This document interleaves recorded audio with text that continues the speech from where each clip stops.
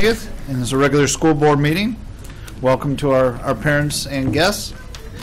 We call the roll, please. Mr. Felber? Here. Mr. Solera? Here. Mr. Curtis? Here. Mrs. Davis? Here. And Mrs. Turl Waldron is absent. All right. This time I'd like to ask you to all stand and join me in the Pledge of Allegiance.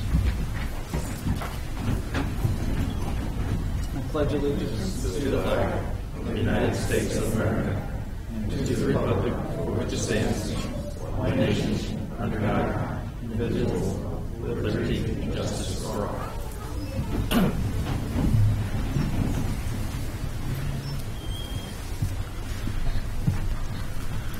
Again, good evening. We do have the need to make one correction to our agenda, and I will make the motion under Exhibit I-2 that we delete the section just where it says substitutes. I'm going to go ahead and make that motion. Is there a second? Second. Second by Mr. Curtis. Any discussion? Roll call, please. Mr. Felber? Yes. Mr. Curtis? Yes. Mr. Solera? Yes. Mrs. Davis? Yes. And that item passes 4-0. Now at the President's Report. So again, good evening and welcome to the students, staff, and families from Wilcox Primary, George G. Dodge Intermediate, and Twinsburg High School. And I'm going to pause at this moment to remind everybody that we cannot, unfortunately, due to fire regulations, have you standing in the aisles. So if you could, please try to find some seats before the fire marshal comes in and hauls us out of here. Thank you. Appreciate that. Well, winter has finally returned, and all throughout Northeast Ohio, pajamas are on backwards, ice cubes are being flushed, and spoons are being placed under pillows at night. And that's just our staff. But seriously, as the business of the schools continue, and tonight I would like to highlight a few topics. On January 7th, the Plain Dealer reported Northeast Ohio Superintendent's concerns with the state report cards and how student test opt-outs are counted, not only at the state but the federal level. Superintendent Powers has been in discussions with our state legislators, especially State Representative Christina Rogner. In fact, it was Representative Rogner that not only has been calling on our superintendent for help crafting legislation to fix the concerns about how opt-out students are counted on the state report cards, but also suggested that the Plain Dealer reporter speak with Superintendent Powers. Legislation may not be enacted in time, at this point, we hear there may be some testimony next week, so we'll continue to follow that. There is also a discussion that angers and frustrates our efforts. We have heard concerns from reporters and legislators about districts gaming the system to encourage low-performing students to opt out should this legislation happen. As mentioned in the article and also heard from legislations by many of your school board members while attending the Ohio School Board Conference, there are multiple mentions veiled as concerns of the same unethical practice. This is where I want to be clear. We take very strong offense to even the hint that any superintendent in Ohio or their administration would take such an unethical tactic. This will not be the case in our district. Tonight we will receive an administrative report on the partial release of the long-delayed Ohio Department of Education report card. This is data from 2013, 2014, and 2015. From the beginning, we had strong reservations about the state's ability to accurately depict the status of our district. Tonight we will discuss such concerns. And while there is always room for improvement, and this district strives to improve the lives of every student every day, this report only proves to confuse the issue. We, as Twinsburg District, will be appealing to the Ohio Department of Education the recent data. We've done our own internal investigation and does review that we may not be looking at the same data as they're reporting. We know that with 100% of our students passing the third grade reading guarantee, we know we're doing better than this report indicates. And on a healthier note, congratulations to Food Service Supervisor Mark Bindus and his incredible staff on a successful 7th annual wellness fair this past weekend. We saw the THS step team perform, countless vendor booths, and even our own Mayor Yates at the free throw line, all promoting healthy lifestyles for the Tigers of all ages. We'll also hear tonight about a very important wellness initiative at our schools with partner agency Beechbrook.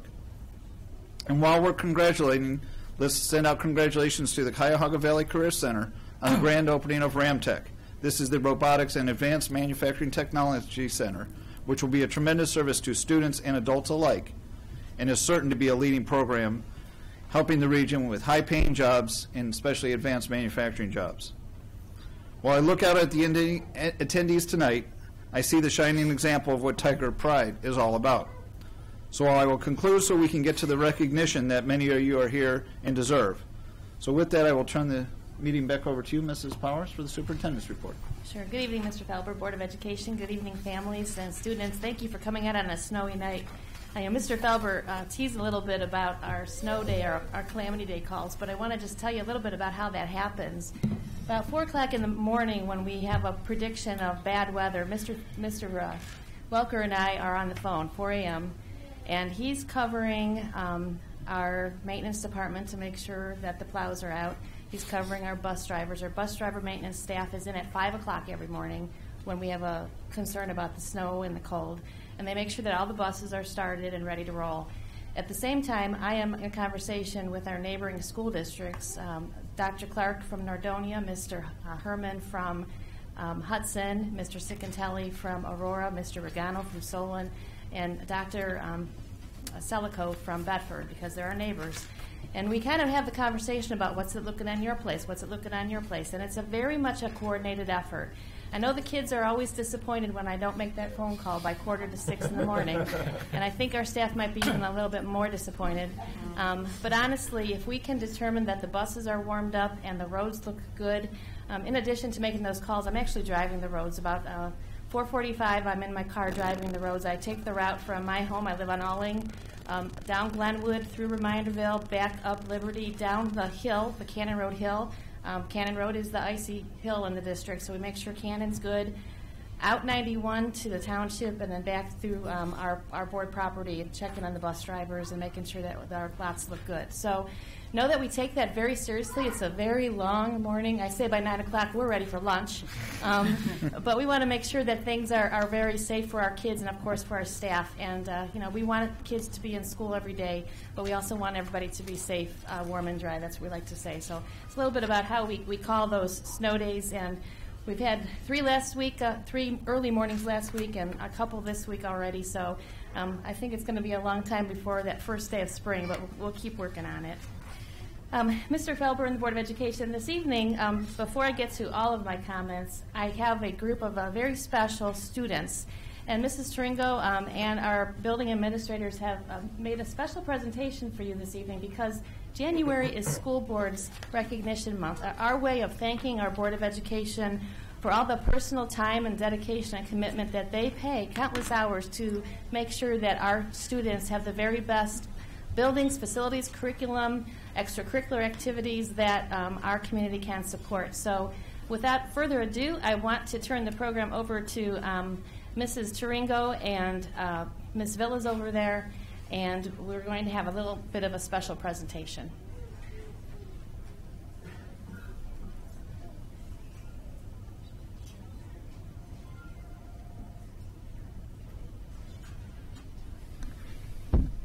The students and staff of the Twinsburg City School District wish to send a Tiger Strong thank you to our wonderful Board of Education members.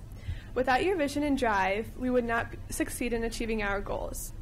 Without your dedication, we would not keep going in the face of adversity. Without your passion, we would not be Tiger Strong as a district. And finally, without your guidance, we wouldn't find our direction and our purpose. Thank you for the support and leadership day in and day out as the figureheads of our beloved school district.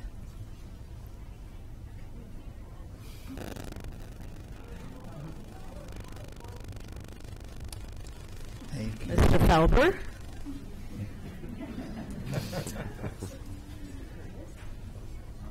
Mr. Curtis.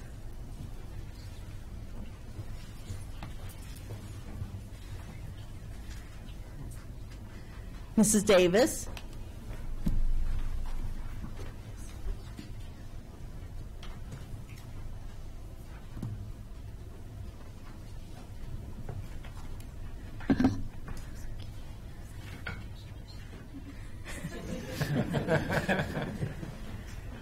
Mr. Salura.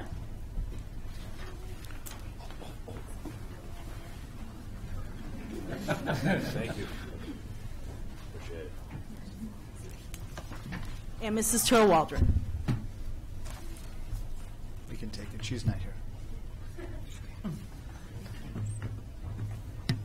Oh, thank you.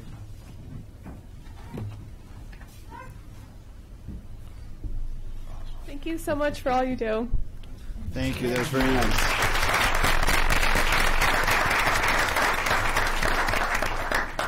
Do we get to stand up and put these over our face? Oh, sure. Why don't you describe what the gifts are from the students? Yeah. This is a wonderful frame, and I actually have last year's decoration as well already up on my wall. So this is going to go up on a wall. It says, "Thank you in our name for keeping us Tiger strong." And I'm not sure what they're called, but when you make the letters out of the different pictures, pretty cool. So this will decorate my office wall as well. Thank you. Thank you. Thank you. And I do believe those were created by our Twinsburg High School art students. So thank you to Ms. Basenko and that wonderful art department at the high school. Well, Board of Education, we have a lot to talk about this evening. Thank you, of course, for your dedicated service to our school district. We're fortunate to have 5 leaders in our community that really keep us Tiger strong, make sure that Mr. Aho and I are paying attention to all the right things, and really are supportive of our students. So thank you for all that you do for our kids. We have a couple of commercial announcements. First of all, I wanted to let you know, and I think Mrs. Tringle is going to talk a little bit about this during her presentation, but we're going to be presenting a special evening on February 1st. It's a Monday night at 6:30. It's called the Twinsburg High School Showcase, and students in 7th and 8th grade will be invited with their parents to take a look, an inside peek at all the great things about Twinsburg High School. It's going to be set up in a fair sort of setting in the commons area, and opportunity for a little program in the auditorium. And the students and staff, we're going to have our department chairs and the athletic folks, our coaches, as well as advisors from all of our various extracurricular activities coming out and talking to the middle school students about the high school experience, because we believe that the transitions are so important. And as our 8th grade students begin to talk with their parents and their counselors about courses for next year, this is a good opportunity to ask some important questions about what high school is really like. And then secondarily, obviously, we want to keep our 7th graders interested in the high school, and so the 7th graders are also interested and invited to take a sneak peek at Twinsburg High School. So that's Monday, February 1st at 6:30 p.m. in the Commons and also in the auditorium at Twinsburg High School. Also, Saturday, February 6th is a real important day for anybody who is a middle school wrestler, because that is the date of the TAB wrestling tournament. It is the premier middle school wrestling tournament in Northeast Ohio, and it is sponsored by our Twinsburg Athletic Boosters. If you've been a Twinsburg resident, Twinsburg City School District resident for any number of years, you know this is a huge event for our school district to sponsor. So that, again, that is Saturday, February 6th. Also, parents, on Thursday, February 11th, and a very important program being presented by Summit County Sheriff Steve Berry and our own Twinsburg Police Chief Chris Noga, and this program is called Making Choices. They're going to give real-life examples about situations where teenagers find themselves in trouble with the law because they've made the wrong choice with their peers. And this is a very interesting program. I hope that you're invited to come, all of our parents from Wilcox all the way up, because it's never too early to learn some important information. And during the school day, Chief Noga and Sheriff Berry will actually be presenting the same program to our freshmen and sophomores at the high school. So February 11th is going to be a good day to come out if parents are interested, 7 o'clock in the auditorium at Twinsburg High School. Also, don't forget, pretty soon we'll be talking about parent-teacher conferences, and there's a lot of various events on our district website. That's the very best place to find the most up-to-date information. Mr. Felber thanked our Wellness Committee and Mr. Bindis, but I also want to repeat those thanks. Saturday was a wonderful event because we were able to have a morning filled with fitness, nutrition, and fun, and we thank our staff and the families that came out just to have a great opportunity for some fun. And also we supported our own Emergency Assistance Center that supports our Pause on Child Hunger through that 2-for-2 free throw shooting contest with Mayor Yates. So that was a lot of fun, and we thank him for being there as well. Board of Education, I mentioned in my email to you earlier today that I was on a conference call, and Mrs. Farthing was there as well. We had a conference call today with our Alliance Accountability Committee, and I just wanted to update everybody about this House Bill 420. We have been instrumental here in our school district in requesting that Representative Rogner and Speaker of the House Cliff Rosenberger develop language to address opt-out situations. Currently what happens is a family determines that they do not want their child to take the state assessments. All of those tests that the students would have taken are counted as Fs then. They're counted as failures. And it's counted as failures against the school district's performance index on the report card. And so I asked Representative Rogner if she was considering sponsoring a bill that would address that so that the district, the reflection of our district wouldn't be negatively impacted by a decision that a parent is making. So House Bill 420 was developed, and we were ready to head south to Columbus to testify in favor of House Bill 420. But today we learned that Senator Lehner and Representative Brenner are going to sponsor a substitute bill to that. And there's a lot of conversation going on down in Columbus right now. But one of the things that they're talking about, Board of Education, this is kind of interesting, is Senator Lehner's bill would actually have the Ohio Department of Education publishing 2 separate report cards for each school district. The first report card for the school district would show our PI, or performance index, with our students opting out as failures.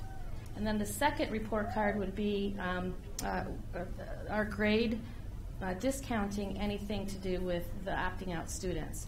I think that's going to add more confusion to an already confused conversation, especially in our district and around the state. I'm understanding that next Tuesday, potentially, there will be testimony given in front of the Education Subcommittee down in Columbus. It's my intention to be there. I've already let Representative Rogner know that I will be there if, in fact, that goes through. So this is one of those things that's very important to our school district, either House Bill 420 or the substitute bill, and you'll be hearing much more from us as we move this thing forward. But we want our school district report cards to be a real indication as to how our kids are doing in school. And when they include information that is a false read, and you're going to hear a lot about this tonight, my administrators are going to make a very interesting report to you this afternoon or this evening, Board of Education, you'll see what we mean about the way that our data is being portrayed in the release of the report cards. We're very concerned about that, so I hope you can stick around. If not, please do watch us on the community channel. And then after that report, Board of Education, we will have a report, an update on our Beachbrook partnership. And we have had our social workers here now for a couple of months. They're making great strides with situations at our buildings, all 5 buildings, and we'll be providing you with an update tonight as well. So a lot of great information for us to share with you this evening. We thank you for being here tonight. And without further ado, I would like to invite Ms. Lynn Villa forward for the presentation with our Tigers from Wilcox Primary School. Ms. Villa.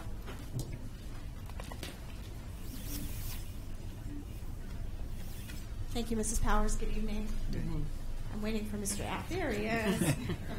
Can't do anything. We're a team. Boys and girls, Mr. Asti is going to call your name up and read some really awesome stuff about you that your teachers wrote. And when that happens, we'd love you to come on up, and we're going to do some handshaking. Mrs. Powers is ready here for us. We usually have a board member. Here they come. Mr. Slura is joining. And then we're going to line up here in the front, and I think you have a surprise for your teacher as well. So let's go ahead and get started. I'm going to turn it over to Mr. Asti. Thank you, Ms. Villa. Ms. Powers. So when I call your name, students, please, student come forward, and then I'll also call your teacher's name to be recognized as well. So if your teacher's here or the teacher is here, please come up with your student. First off, we have Rashpreet Grul.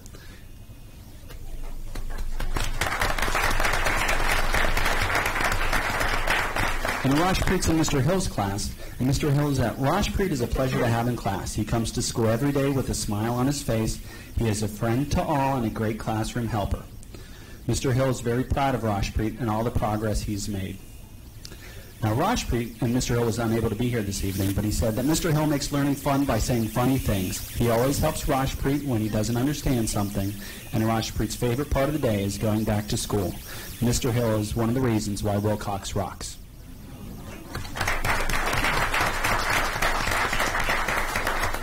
Next, we have Olivia McQuaid, who's in Mrs. Lennox's class.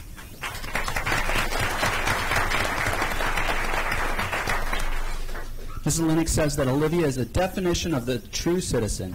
She's a model student and a great friend. When she has a fellow friend who's unsure of something, she always helps them out.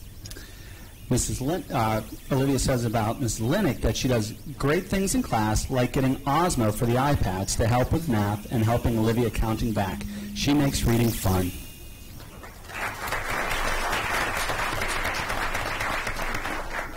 Our next Wilcox Rock student is Nathan Smith in Miss Lipnis's class.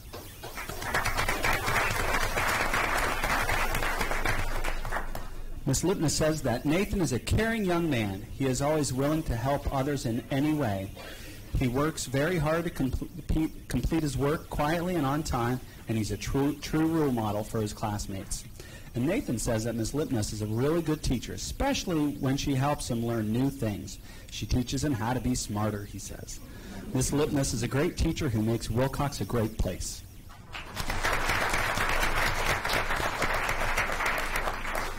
Our next first grader is Aaron Wright with Mrs. Zenz's class.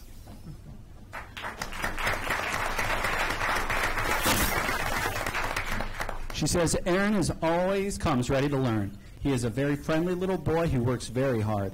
He follows school and classroom rules and encourages his classmates to do the same. He's a very caring and always looks out for others. Wilcox rocks because of Aaron. And Aaron says that Mrs. Zenz is a funny teacher and makes learning really fun.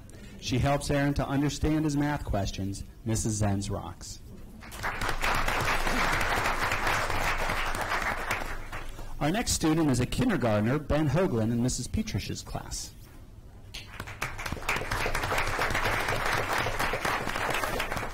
Mrs. Petrash says that Wilcox rocks because kids like Ben. He is a hard worker who loves to read and do math. Not only does he do super work, he is always kind and loving to his friends. Mrs. Petrash is so happy to have him in her class. Way to go, Ben, she says. And Ben says that Mrs. Petrash is really nice and always helps her students. She especially helps Ben understand graphs. She is good to her class and makes Wilcox rock.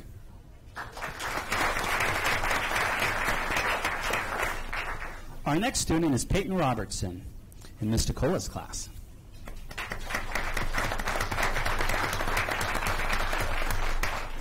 Miss Nicola says that Peyton is a very responsible, kind, and well-mannered young lady. She is very respectful to adults. She always puts forth her best effort in all her work. She is always the first student to demonstrate positive behavior in the room. Peyton is an exceptional role model for the other students. And Peyton says that Miss Nicola always reads great stories and helps her students write about what they like best. She uses Play-Doh to teach us math, she says. Miss Nicola rocks.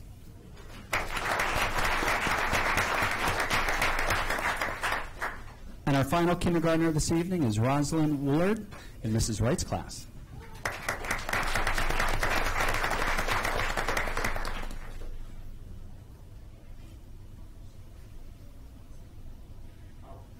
Mrs. Wright is unable to be here this evening because she's almost having a baby this evening. But Mrs. Wright says Rosalind rocks because she is such a kind, polite, and helpful person. She is a very responsible kindergartner who always tries her best when completing her schoolwork. Rosalind always volunteers to help out in any way that she can. She's fantastic at tying shoes and can often be found stacking chairs and tidying up the classroom. Wilcox rocks because the students like Rosalind. And she said about Mrs. Wright that she's a really nice teacher. She likes how she teaches her about adding and subtracting, and whenever Rosalind doesn't feel good, Mrs. Wright always makes her feel happy. Mrs. Wright is just one of the many reasons Wilcox rocks. Now, students and teachers, if I could have you all hold up your signs in front of you. Most of you are doing that. Hold it up nice and proud so Mom and Dad can take a picture of you guys. Say cheese.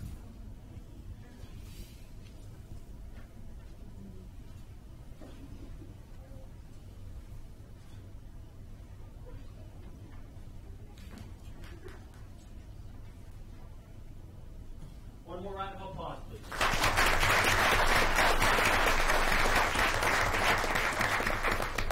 Boys and girls, you may go have a seat with your parents, and there's a couple other schools to recognize students, so parents, students, please wait around. Thank you.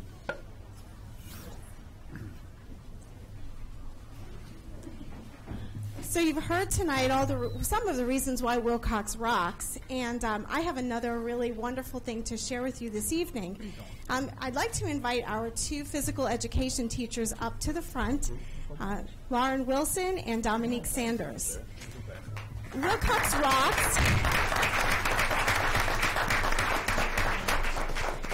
because of these two outstanding educators. And why they're being recognized tonight is because they received, on the behalf of Wilcox, a state award, and I'm going to make sure I read this so I don't get this incorrect, the Ohio Gold Excellence in Physical Education Award. And when they applied for the award, not only is it physical education, our preschool, kindergarten, and first graders all participate in PE 45 minutes at least once a week, some 2 times a week. And they're working with the children to help them develop their gross motor skills, but it's so much more than that. There's sportsmanship and learning to take your turn, and there's so much vocabulary that's going in what they're teaching. Our 2 PE teachers participate in our literacy program, and they're working with the children even to write in PE. They support the children through nutrition and just becoming fitness-minded, and encouraging the children to participate in sports in the community, dance, just starting a really healthy lifestyle. And when they applied for the award, that's what the Ohio Department of Education was able to see, that PE at our school goes way beyond what goes on in the gym. So we'd like to congratulate these 2 wonderful educators for this fantastic award that they brought to our district. And did you make it fall, Mr. Sanders? No, I don't. If you come to Wilcox, you'll see it hanging in our front entry because we are so proud of them. And this evening, I know they brought their family members, so give them a wave back there, family members, because we're happy that you're here today.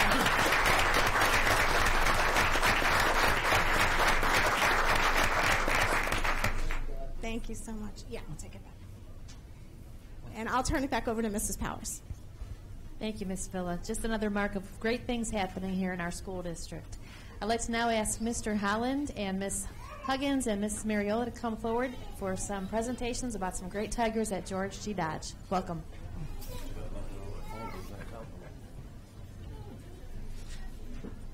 That is definitely a tough act to follow. We are equally proud of our young Tigers at Dodge.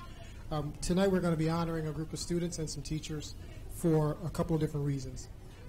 At this age group, we are so proud of our students who are able to show good leadership skills. And that's leadership skills starting in the 4th grade. And we are pleased that we are able to grow those leadership skills from 4th grade all the way through 6th grade. So we'll be honoring kids in that area for their citizenship, for the academic performance and effort, their social skills, and their overall accomplishments as a great, strong Tiger strong to be. So let's start by honoring our 4th grade students. Can I see Caden Castleman?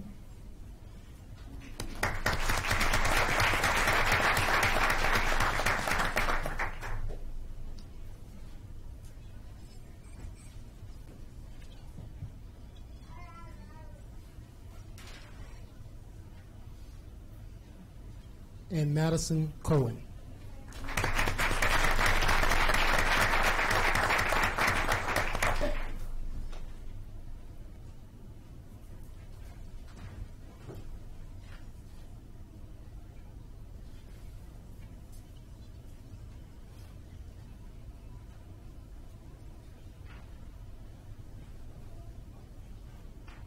And this evening I'll be presenting the awards to our 5th grade students. First we have Logan Barnes.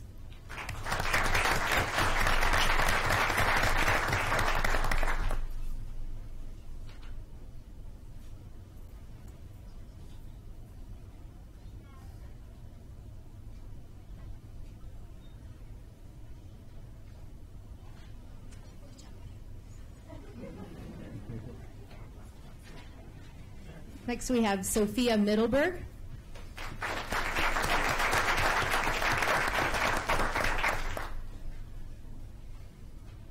Next we would like to congratulate Manpreet Randawa.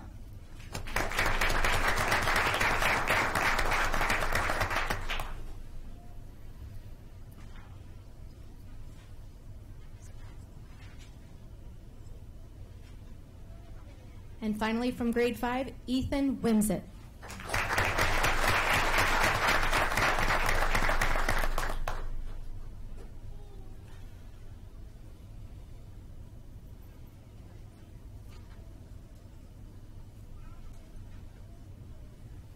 Okay, our 6th grade students of the month from the Lion Cub are Madeline Kornhoff,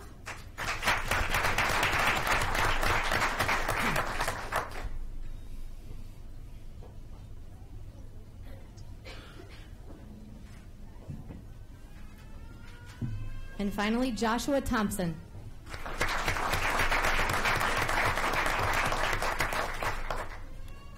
Let's give our students another round of applause for Joshua's done.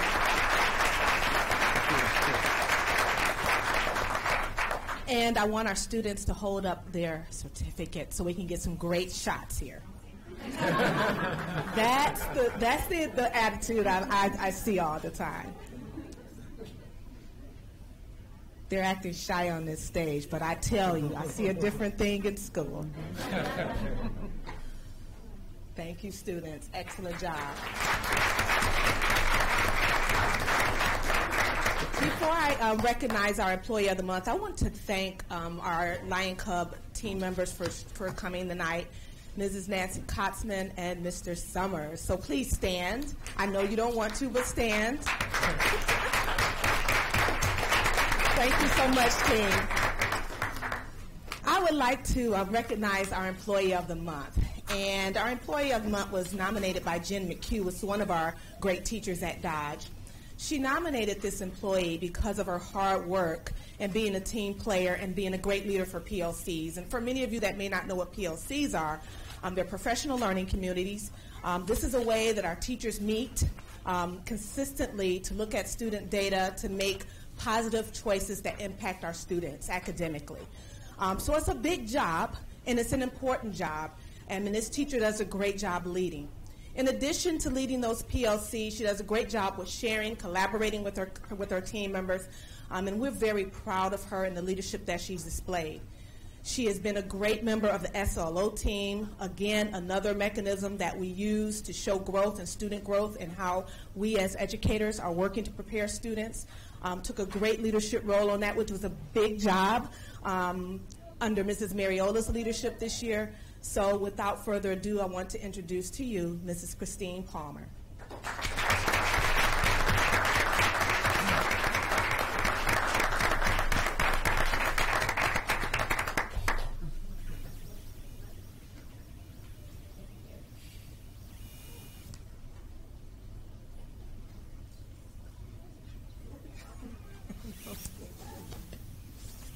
I'm a hugger. I can't help it. Yes.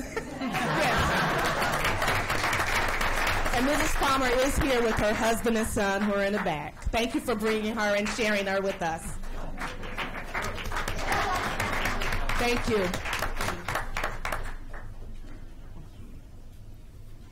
Thank you, Dodge. Always great kids and always great support by our staff. Thank you for being here this evening.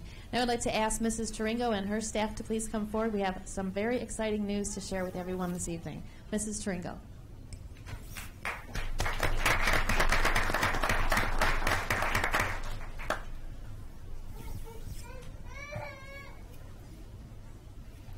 I've asked my administrative team to come on up as well.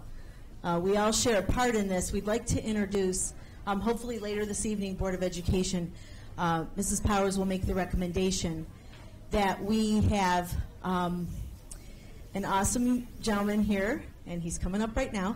We would like to make the recommendation that Mr. John Garber become our new girls soccer coach, our head varsity soccer coach. He's heading to the women's side. And we see our young ladies over there, and they're here to offer support to Coach Garber. And Mr. Garber, if you could just say a little bit about yourself. Sure. Hi, good evening, everyone. My name's Sean Garber. I've been in the district now for 10 years. Immediately, once I finished my graduate work, I started my coaching career at the college level at John Carroll University, where I was the assistant women's head coach and their head goalkeeping coach. And after that, I was immediately hired at Twinsburg, and I started my coaching career in Twinsburg, where I've been the assistant men's head coach on the boys' side for the past 10 years now. So very excited about the opportunity and very excited to continue, obviously, serving the community. And I look forward to working with the girls in the fall. So thank you. Thank you. Thanks, Coach Garber. And if I could just talk a little bit about the process of how we found Coach Garber. Knowing his talents, of course, were right within our building. We did post for the position after hearing of the opening, and we did have many applicants to help us lead our girls. And Mr. Garber, through the selection, we had a round of with parents and administrative team and coaches as well, and Mr. Garber surfaced to the top. So hence later you'll see his name on the Board of Education agenda so that we'd like him recommended.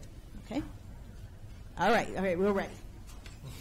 I just wanted to say congratulations to Coach Garber. This is a real important position for us to fill, and there was a lot of interest from, of course, our Lady Tigers soccer teams as well as their parents. And as Mrs. Tringo indicated, Coach Garber is a cut above the rest, and his experience working with our boys soccer team will certainly help the girls soccer team. It will be a great partnership between both teams, and we look forward to a very successful fall season. A lot of conditioning between then and now. I'm sure the ladies will be very busy. But congratulations, and as soon as the board formally recognizes my approval, my recommendation, you'll be approved. So congratulations. Also, our young ladies, can we head out to the atrium out there in the foyer with Coach and have take a couple pictures with our young ladies?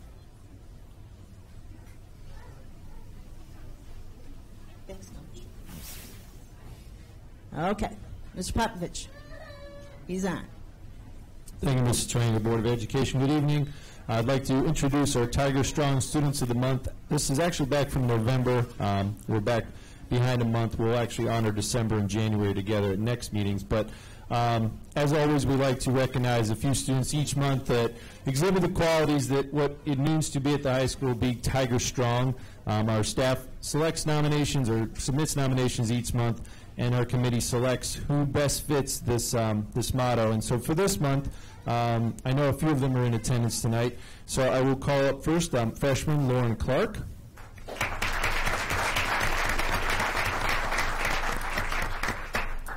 Lauren was nominated by Mrs. Spellman. Mrs. Spellman really wanted to kind of note one specific task that Lauren had done, which was she actually moved her seat for another student to be able to see, and was moved to sit actually at Mrs. Spellman's computer, where she has 32 students in this class. But Lauren has never once complained, and every time Mrs. Spellman asks her to do something, she always smiles, is polite, and says yes. So she feels that she'd be an excellent representation of a Tiger Strong Student of the Month. Lauren Clark. Who did you bring tonight? My mom and my dad and my little brother. Next we have sophomore China Funches. I didn't see China this evening, but Mr. Socrates had nominated China. She's a sophomore that has made tremendous strides toward her goals and has demonstrated a lot of progress beyond her expectations. As Mr. Socrates likes to note, he's got a big transition plan for her to go to CVCC next year, and she exemplifies the qualities that are being sought out for the Tiger Strong Student of the Month. So Mr. Socrates wanted to recognize China Funches for November. Thank you.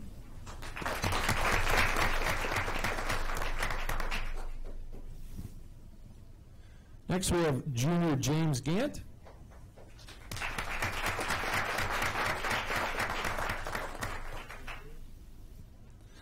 And James was nominated by Mr. Chavone, his pre-calculus teacher.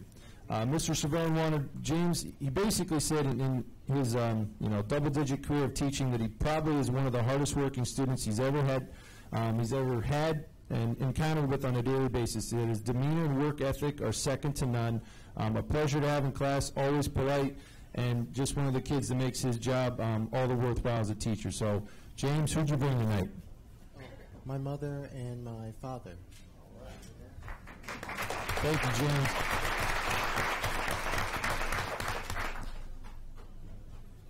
Junior Carolyn Todd. No, the other two. Okay. And Carolyn was nominated by Mrs. Chernick. Carolyn approaches everything she does with such positive energy. It is amazing the way that her smile and peaceful presence can influence an entire classroom. Other students go to Carolyn for help and support when they feel overwhelmed by classwork or upset by personal conflict. She gently brings out the best in her classmates by pointing out their talents and encouraging them to use those gifts. Carolyn also actually had filled in the play last month.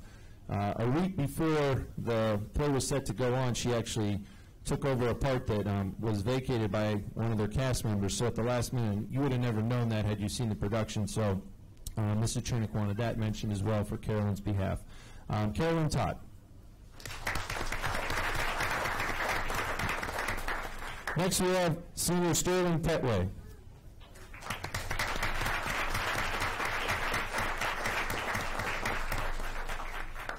One of my personal favorites, Sterling, after his 4 years here at THS, but Mrs. Zyrick nominated him, and Mrs. Spellman as well. They wanted to say Sterling has grown enormously over the past 4 years of high school. As a senior in Office Suite class, Sterling goes out of his way to help and befriend another student who struggles academically and socially. He greets the student every day and has taken the student under his wing without ever being asked or prompted to do so. He will check in with the student on projects and is very patient when helping. And he's a quiet student, but he leads by example in the school building and outside on the football field and track. Sterling embodies being a team player, respectful and noble. Senior Sterling player. Sterling, who can you bring tonight? I brought my grandmother, Janet. She's in the back.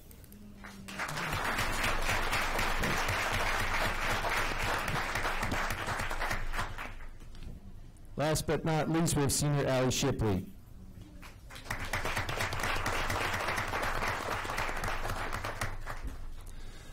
And Allie is nominated by Mr. Chavone, who she has for calculus. He wanted to note, that Allie is always cheerful and comes to work day in and day out. She never complains. I'm sure Mom and Dad might say something. No, I'm just kidding. And is always engaged in class. And she helps make what is a difficult class for most an enjoyable place with her positive attitude and energy. So Mr. Chavone wanted Allie to be recognized for her efforts. Allie, who'd you bring tonight? My mom and my dad. All right. The last of the Shipleys. All right. So thank you very much. These are our Tiger Strong Students of the Month.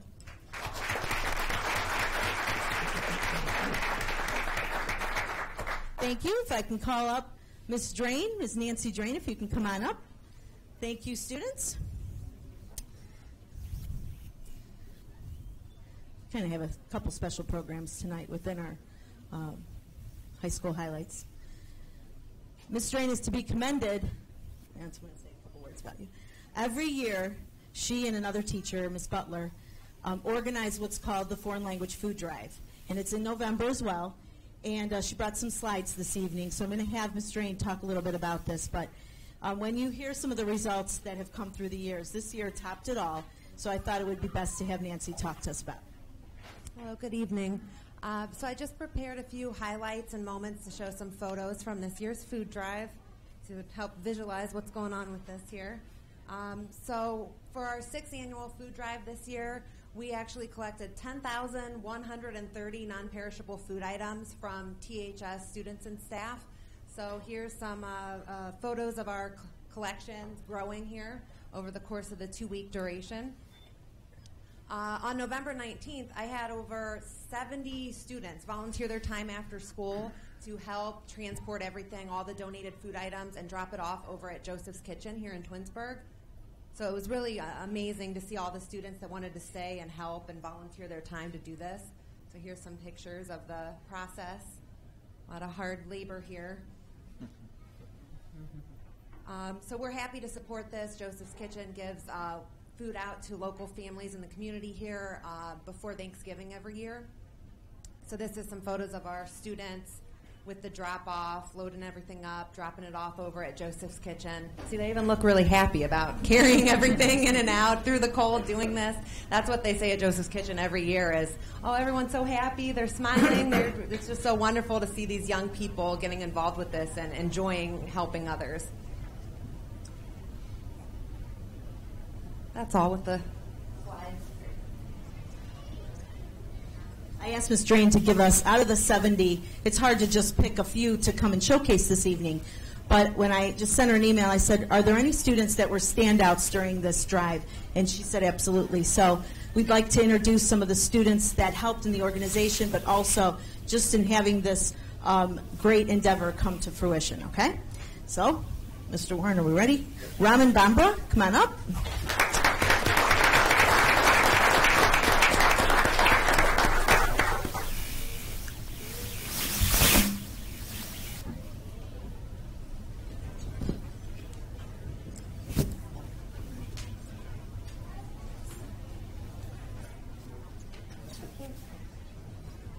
Who'd you bring tonight? I brought my mom, my grandma, and my sister. They are. Chris Frazier was unable to be here this evening, but we have his certificate. Prableen Multani, come on up.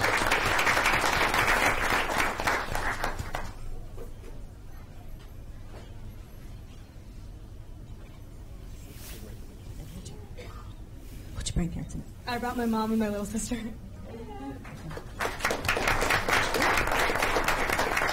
Megan Amova? Megan?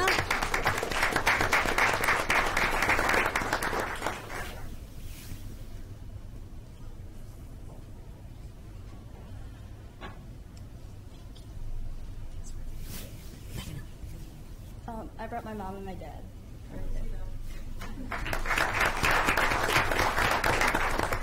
Jessica Peffer, unable to be here tonight. She's at a swim meet. She's competing for us. We'll get her certificate. Punita Piketty.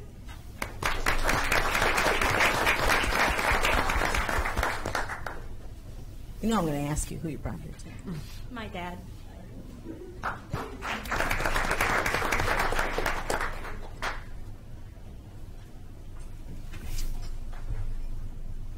Molly Radcliffe. I don't know if Molly could not be here. We'll give her her certificate. Anishka Singh. Anishka, come on up.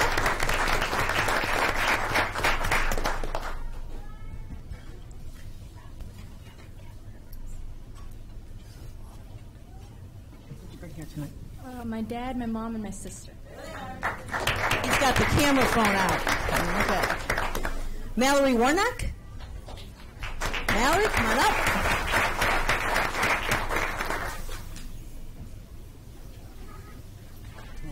What'd you bring here tonight? My mom, dad, and my brother. Hi. Best seat in the house. Andrew Yates, come on up. Andrew, saw him back there.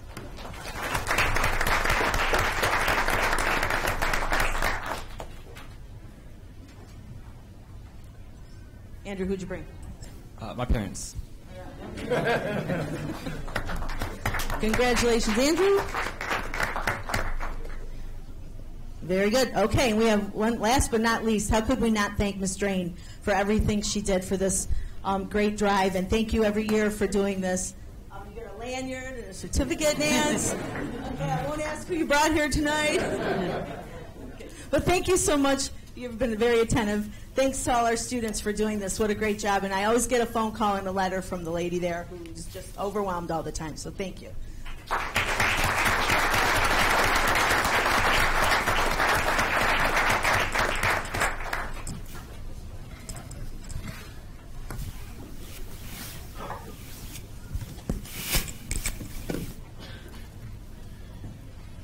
Always a lot of great things going on everywhere in our school district. And parents, I hope you are as amazed as I am when you see the little Wilcox students come and then you see these high school students and how much they've grown just in a short amount of time. We're very proud of all of our students. One last announcement. We taped our Cable 9 show for February yesterday, and we are highlighting the new Ramtech facility at the Cuyahoga Valley Career Center. And we had one student, a Twinsburg High School student, that is enrolled in that class by the name of Corey Nagy. And Corey's one of the stars of the show. So our show will be on in February on Cable 9, and I hope you check it out. It's a great opportunity to have an inside look at the new Ramtech facility over at CVCC. That concludes my comments, Mr. Felber. Thank you, Mrs. Powers. Well, now's the time if you've got homework or baths or pajamas to reverse to no avail. Would be a good time to go. You're more than welcome to stay. Try not to trample anybody on them.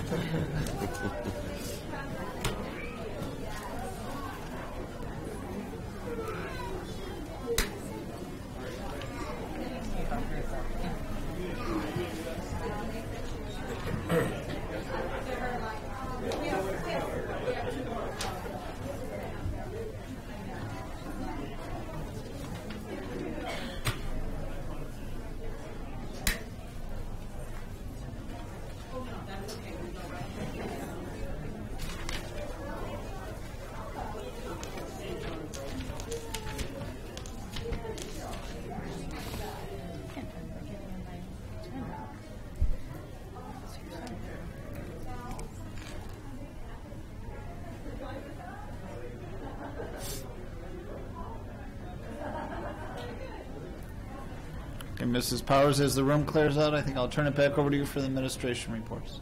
Thank you, Mr. Felber. Board of Education, as I indicated in my administrative report a little bit ago, we this evening would like to present to you and our community the first look at our school district report card. This is release number 1. The second release will be further data released by the by the Ohio Department of Education, and that won't come until February 25th. And as I indicated, I'm quite concerned about the fact that when you take a look at what was released by the Department of Education and compare it with the internal audit that we did, you will see significant differences in the data, and it gives our school district a significant different reflection. And so I've asked Mrs. Farthing and Mrs. Taringo, Ms. Villa, and Mrs. Johnson to present to you this evening the information that we gleaned through our internal audit. I think you'll find it most interesting as it is quite a different picture than what has been painted by the Department of Education. So without further ado, I'd like to ask Mrs. Taringo to come forward. I should get my own TV show. Okay. Hi again. Hi. All right, we're going to start with the high school. We are very proud to announce that through the State Department we have received 2 A's, and through the efforts of our staff and parents and all of our just kind of stakeholders that help in getting kids across that stage at E.J. Thomas Hall, you actually see 2 grades represented there. And if I could explain, the first grade is your 4-year students. Those are the students that started in 2011, and they finished in the class of 2014. The administrative team is here. Mr. Silverthorne affectionately called that class his kids. So class of 2014 represented, he and Mrs. Bushy, if you recall, had those students and pretty much saw them from freshman year all the way to senior year. You will see then another letter grade, and that is called the 5-year, the 5th-year graduation rate. And it's rather curious because people are like, what's that about? You know? Actually, it's a good thing for us because we really pride ourselves on making sure that if students don't make it in the 4 years, we have additional programming through TAP. We have additional programming through Credit Recovery Online within the building. We also have additional tutoring for OGT intervention for those that didn't make it through the original times that they took the OGT. So those students represent actually a group of students that were in Mr. Silverthorne's class that actually started at THS or any high school in Ohio in 2010. So those kids stayed with our kids, but they stayed that extra year. You can call them super seniors. You can call them that they were redshirted, whatever you say. In the end, they made it. We did have them earn a Twinsburg diploma, and some it was for good reason. Some decided, I want to stay at CVCC. I want to earn a 2-year. They started their senior year. They want to get a completer certificate, so they stayed an extra year. You can't really deny that. The services are amazing at CVCC. Students sometimes with IEPs need that additional attention, so that's what that 5-year rate is. And if you notice that it's actually increased for us.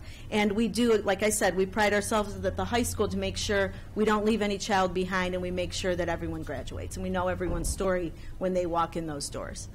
So those are the 2 A's that the high school has right now on the report card. This is a little, the font is a little small from the ODE report.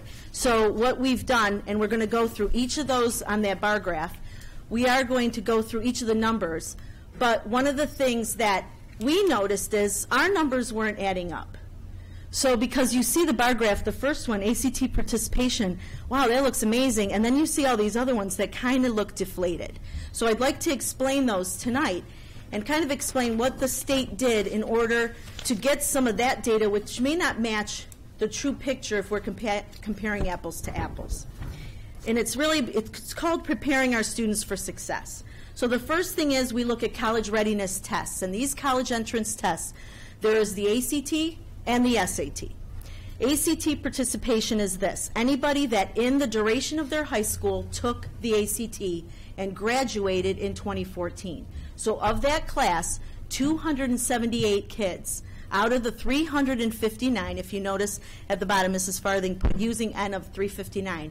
The state used 359 as the denominator for each of these columns, or each of these going across. Okay, so I just want to explain. when you look at the number, we got to remember we're going to use 359 as the denominator. So 278 kids out of the 359 took the ACT. That is a percentage rate of 77.4. But then they had something right after called ACT remediation free, which means they went into their first year in college not needing any remedial courses. So their first year out of the high school, what happened? Well, what accounts for that drop?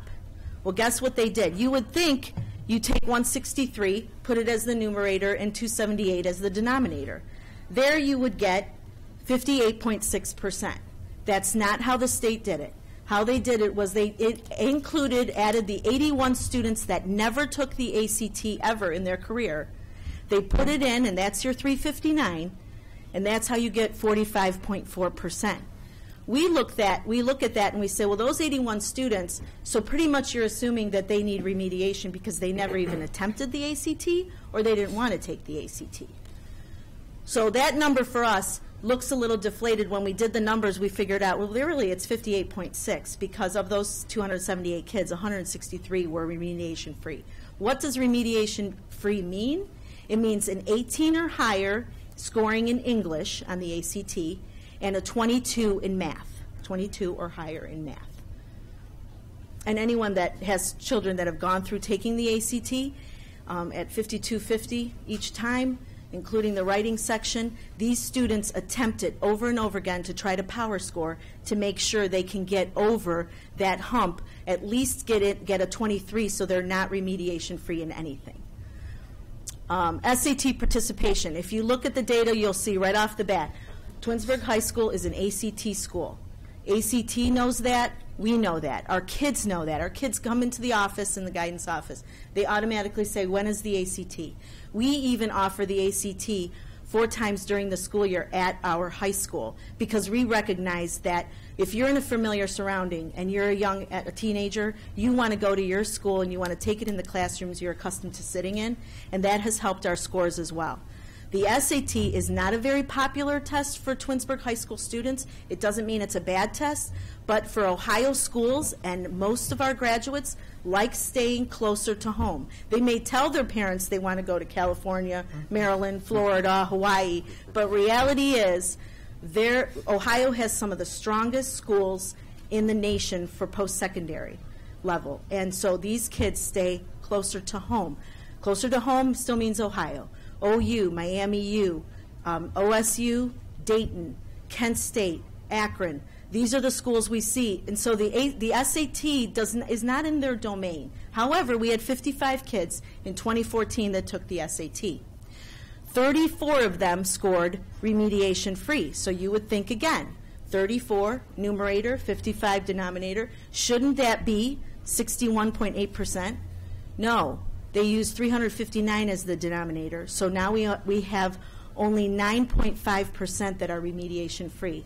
So it kind of looks like our kids didn't do well on the SAT when actually they did better on the SAT than they did the ACT, those that took it.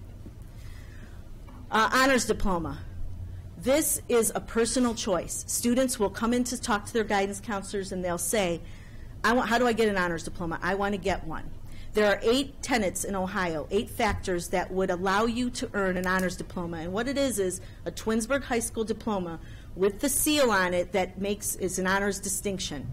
And the seal is put on that day we go to E.J. Thomas because that's when we certify that those kids had earned that honors diploma. Some of the things on those the 8 things, have to take physics and pass. Have to take foreign language, 3 years of one or 2 years of 2 languages. You have to get a 28 or higher on your ACT, 1,200 or more on your SAT.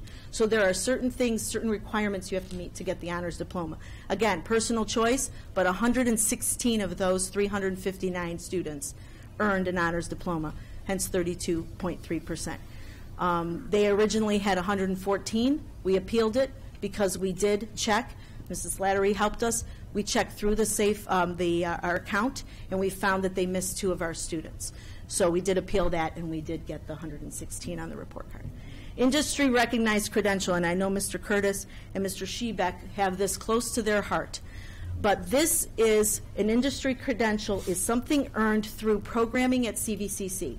And basically it's this. You're a senior, you attend CVCC. We had 43 of them. 19 earned certificates or licenses beyond their diploma. I'll read you some of the things that maybe our community members and our staff would recognize of what an industry credential is.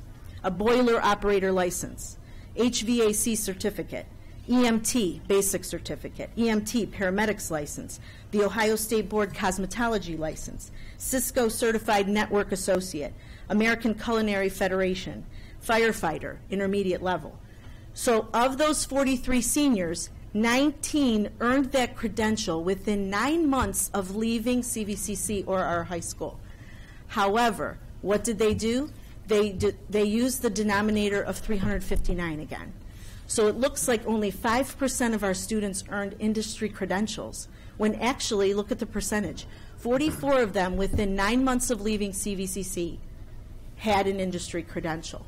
And you know some of those programs. A firefighter, Mr. Felber, a paramedic, you're not going to finish within 6 or 8 months. You have to continue your training.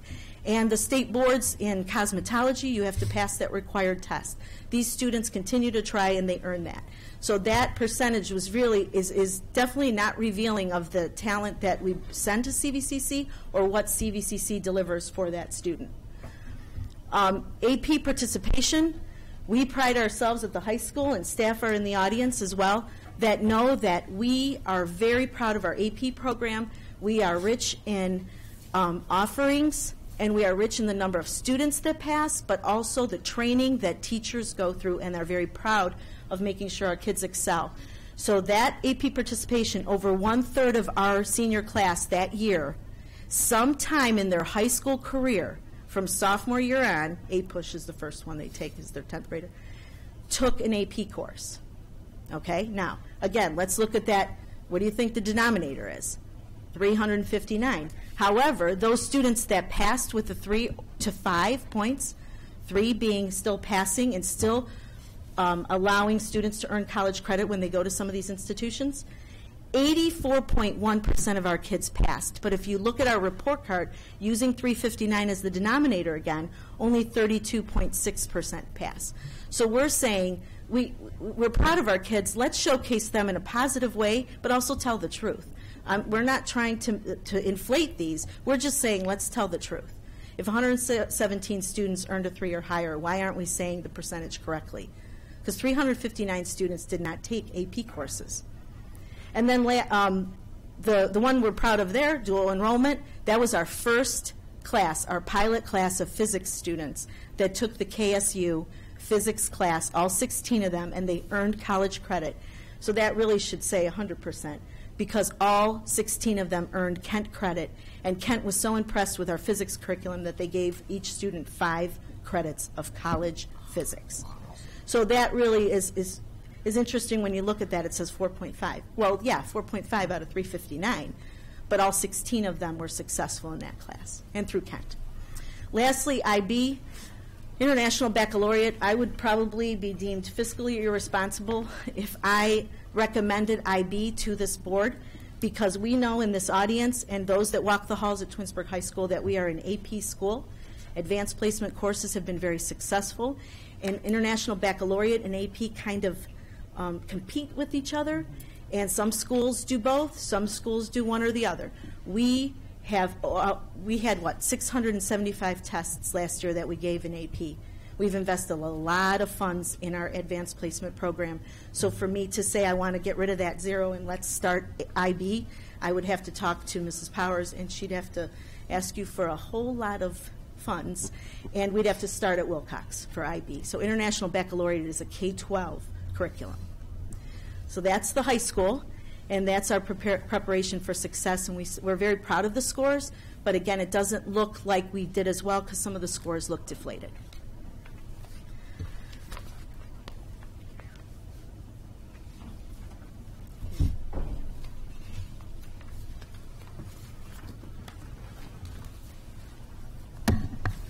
Good evening, Board of Education.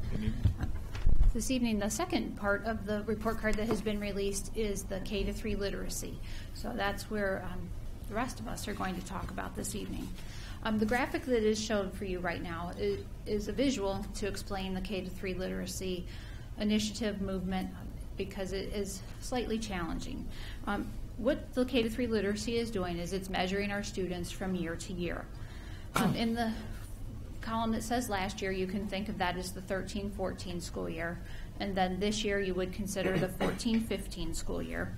And there are basically 4 things that are being measured with this. We are looking for kindergarten improvement, which is from kindergarten diagnostic to first grade diagnostic. That's 1.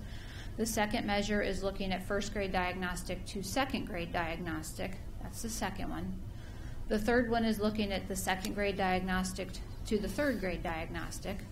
And then the fourth measure of improvement is from the students who took the diagnostic into their measure on the OAA. Now, obviously, this chart will need to be modified for next year as we are not administering the OAA any longer, but it gives you a guide, and this is the data that we have in front of us now. This is the visual from the report card that we have. So instead of just having the chart with the chart, it has the numbers of our students from the 13-14 and 14-15 school year and their percentages of growth and becoming from off track to on track. There are a few things to note on this slide, and the first one is the circled section. And the circled section shows what the percentages are required to earn an A, B, C, D, or F in the state of Ohio. The curious thing about this is this number has been fluctuating for the last few weeks, and every time we would log in to look at our data, the scores were fluctuating. So we found out on, I think, Friday that the score was, or Thursday, the score was adjusted, and this is going to be the percentage that will be used for the 15-16 school year as well, is what we were informed of from the ODE yesterday at a session, that will be the score we'll be looking at for next year as well. One thing to note on this slide is you'll see the very last yellowish square where we see 77 third graders who are not on track. And then the 76.6, it talks about those students reaching proficiency. And we know that our students, in general, our overall population achieved a 93.4% passage on the OAA. So your question would be, why is that a 76.6? And the reason for that is that we had 59 students that came off track. So 59, or past the OAA, excuse me. So 59 divided by 77 would give us the 76.6%. So that's why that number isn't really reflective of the next report card that's going to be coming out that will have our third grade overall proficiency score on it. So I just wanted to make that as clear as mud. Is this the data that we're talking about appealing? Yes, and that's coming up with Mrs. Johnson.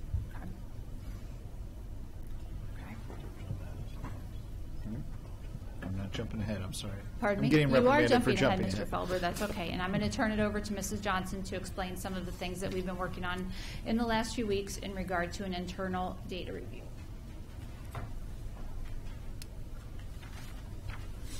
Good evening, Board of Education and community. In 2014-2015, there were 24 students at Samuel Bissell Elementary School who achieved on-track status per the fall diagnostic. But let me give you a little bit of history so you can kind of follow along. In 2013-2014, this is not on the slide, but I'm going to give you this so you can better understand where we're going. In 2013 and 2014 school year, our first time giving the fall reading diagnostic test, we used the test that was developed by the state. In doing that, there were 48 students who were not on track. In 2014-2015, we used a different assessment. Reason being, we were looking for a reliable, valid assessment to use, as well as a tool that can be used in the classroom so that teachers can drill down on the specific skills that are needed to help our students. When we did that, we had 24 students who were not on track in 13-14, but tested on track in 14-15. We chose to keep them not on track for a number of reasons. We had 3 challenges. Our first challenge and our number one priority is our students. And we found that some of our students were still struggling in reading. And to take them off of a RENT plan would be a disservice. A RENT plan is a reading improvement and monitoring plan. That would be a disservice. So that was our first challenge, and our number one priority is always our students. Our second challenge was the state said that if students are not on track and do not pass the Ohio Achievement Assessment, then the district will receive a demotion. So that was our second challenge. Then our third challenge and our overall goal was to make sure that all of our students at the end of their third grade year met the requirements of the third grade reading guarantee. So we had 3 challenges that we were facing. And in doing so, we looked at all those challenges and looked at our students as our number one priority in making decisions.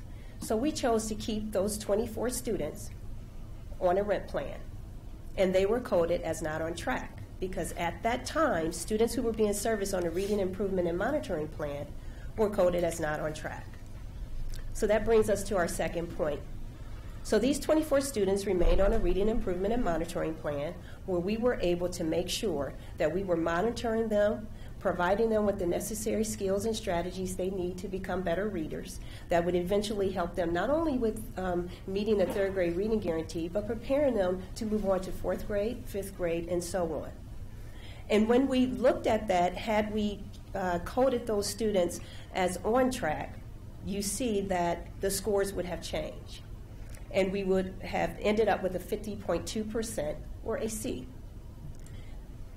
When you look at the data on this next slide that is coming up here, it shows you what I just explained. In the 13-14 school year, 48 of our students were not on track. Moving to the 14 and 15 school year, we took 3 things into consideration that were very important to us, from the teacher standpoint to the administration at Samuel Bissell and to the curriculum department as well. And in doing so, we chose to code them as not on track. Had we coded them as on track, then you would see that we would have received the percentage of a 50.2% C, which is what we will be appealing because those students were on track at the time of this test. When we look at our K-3 literacy, the ultimate goal for a reading improvement and monitoring plan is to make sure we are monitoring students in the area of reading starting in kindergarten so that they are ready to meet the requirements of the third grade reading guarantee. And in doing so, we make sure that we monitor those students. We provide specialized instruction for them where it's needed in the area of reading, and then we monitor them and test them again. When we decided to keep those students in 2014, 2015 as coded as not on track, we knew that we needed to service them because the very next month, in the month of October, they would be taking the Ohio Achievement Assessment. So with that being said, we wanted to make sure that they were ready and prepared to do so, and that's why we coded them as not on track. With the 24 students that we coded as not on track, of the 24, 22 of those students passed the Ohio Achievement Assessment. Two of the students that were left over were able to meet the third grade reading guarantee through the alternate assessment. On the last slide, I forgot to bring to your attention, there was a -1 or deduction. So let me talk about that as to why that was. We had a student that did not meet the passage of the OAA in the fall or the spring, but he did meet it in the summer. And because he met it in the summer and not the fall or spring, we got a deduction of a -1. Our fear was that if we coded those students, those 24 students, as as on track, and there were still deficiencies that we saw in the everyday classroom, that we would not be getting a deduction of or a demotion of -1. It would be more than -1, possibly 24. So making sure that our students were ready, prepared, and given the necessary tools that they needed to pass the test, to grow in reading, and to meet the third grade guarantee, we felt we did a pretty good job with that. So as a result of our internal audit, it then came out, of course, looking at all the data, cross-checking, it was the 24 students that were coded not on track. That was then added into the number that ended up giving us the 0 for the report card, which in turn led to the letter rating of a D.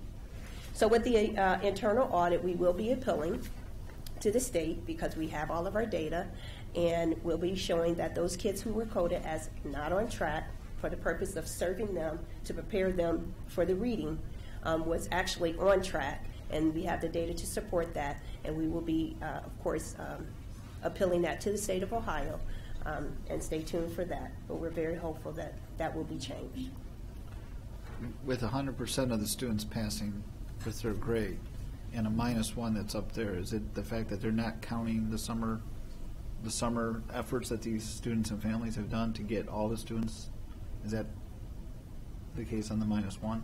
They're not. You mentioned fall and spring, right? But 100% of our students did pass, so they are counting that in terms of students being making it to the fourth grade status. So they are counting all of those students who also are receiving their promotion or their movement to fourth grade in the summer, as well as the fall and the spring. But for the sake of the report card, right, they're treating that as a so they're discounting summer altogether for the report card. Correct.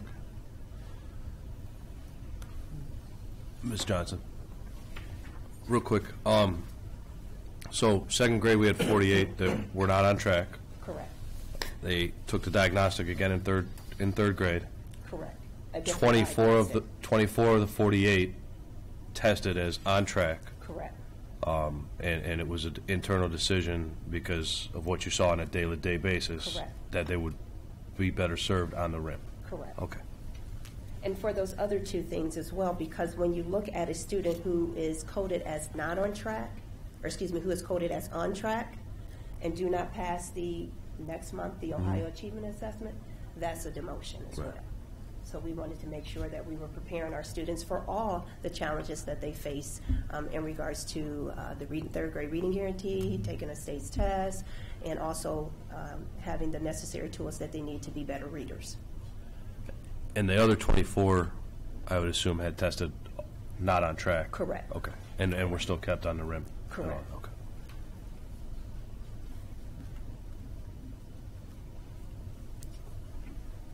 So all third graders met the requirements of the third grade reading guarantee for the 2014 through 2015 school year.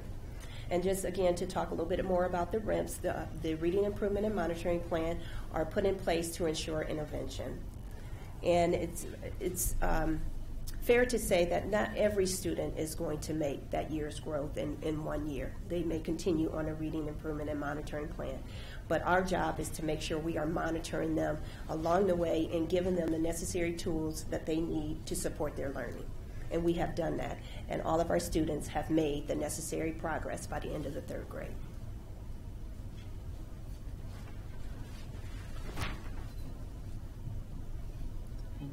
You're welcome. Last Thursday, when the report card information was released, it came out in a spreadsheet, or you would need to look into each district individually. So after that was released, I compiled the information of the A's, the B's, the C's, and the D's in the state of Ohio. At that time, 609 districts were reported, and I just, the bottom has the source that it was found on the ODE website. I would just like to make mention that 57% of Ohio districts were C's and D's. And then a curious number to us in the board office and the curriculum department is the 29% of Ohio districts that are rated NC or NR. And those are schools that have fewer than 5% of their kindergartners reading below grade level on the fall diagnostic. And if you look at a normal, typical developing 5-year-old, there are students who are going to be struggling to read. And I think every district has them, so I'm not sure exactly how that comes out with. They have no report on that, but we have the report. And I just want to make one other point about this slide. Each district in Ohio has the ability to use their own diagnostic. So we are using MAP, and other districts are using Ames Web or STAR or the state diagnostic. So all of those are very different. So I was thinking about, we talked about what we had in place for the 13-14 school year and then what we had in place for the 14-15 school year. And to us, that was like comparing apples and oranges. But when you compile all to 609 districts, yes, some are using MAP, But instead of just comparing apples and oranges, it's almost like a whole fruit section, because it's very hard to compare the different diagnostic tools when you have local control, which we like. We've talked about the fact that we like having the local control, but 609 districts are using different things. Some can be using the KRA, some are using, just a lot of different things. So that makes it very difficult for us in talking about comparing those numbers.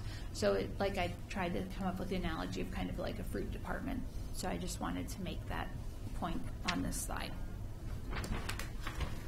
So would you say the numbers were the percentages of districts above a C or a D were significantly higher when it was OAA, when they were using different testing? This measure for 14-15 is still measuring OAA because we did not have the PARC ELA test in place last year, so that was still measuring third grade. Pinnacle project was the OAA, so that was still the same. This is us using the MAP assessment, correct? We are using MAP, correct. And that's what these scores are reflective of, our usage of the MAP. Our scores of the earning the D and the placing the students on the RIMP, yes, because that is the diagnostic that we've been using for a few years now. We look at the numbers very carefully, and as Mrs. Johnson said, and Ms. Villa is going to say, we believe we're targeting the correct students. So, it is working. The names are common, and we know which students we need to be working with. Okay.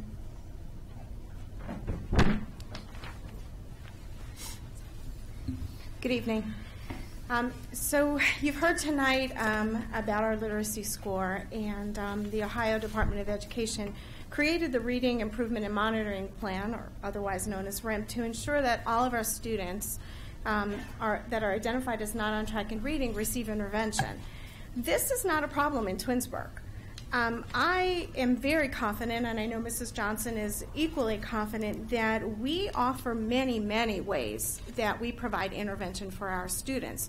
If anything, we are going to err on the side of caution to make sure that we are capturing all of those children that quite possibly might not make that third grade expectation.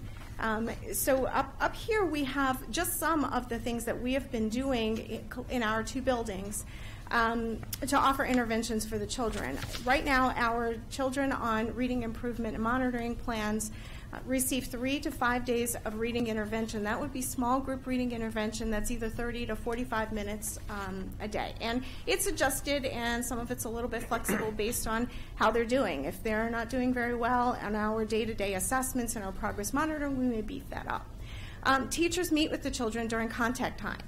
So that is 30 minutes a day that they're pulling those students to work on specific skills with them in a much smaller group. Sometimes it's individual. We offer camps, for example, Tiger Camp at Bissell, boot camps that are drilled down to specific skills that we know that the children are needing. In our building at kindergarten, they're working on letters and letter sounds, sight words, phonics, rhyming, those types of things that really build that strong foundation so that they can become better readers. There's Roar Into Reading Tutoring, which is a specific group of students after the spring OAA, to give them a couple of weeks of intervention before that summer administration. Our children are all invited, all the children on the Reading Improvement Plan are invited to summer reading camp, which is 3 weeks before school starts, to give them that boost and get back into the school routine before school starts the following school year. We have peer mentors from THS. We have partnerships with the Twinsburg Public Library. They have worked so closely with us to devote a whole section of the library to guided reading and leveled books. So when the families go to Twinsburg Library, they know exactly where to go to choose a book that's at a good level for that particular child. So that they can read independently and parents can work with them. And then the last couple of pieces are really looking at working with our staff to make sure that they have the best practices and the most up-to-date strategies to work with children in reading. The last couple of years we've been working with a literacy coach from the University of Akron. She's coaching individuals teachers at Wilcox and at Bissell. She does professional development for our staff, and she has really become a very integral part of our district and our 2 buildings. And then finally, we can't do this without parent support. So we have been working to educate parents in evening and daytime sessions where they come and we do a make it take it so they can make games and materials to work with their children at home. And we've even helped parents to understand what guided reading looks like. What does a teacher do in a guided reading session? Our teachers have modeled that for parents with their own children, and they come in and they see what a teacher does before, during, and after reading to really help build the comprehension and the fluency skills for our students. So those are just some of the many, many things that we do with our kids.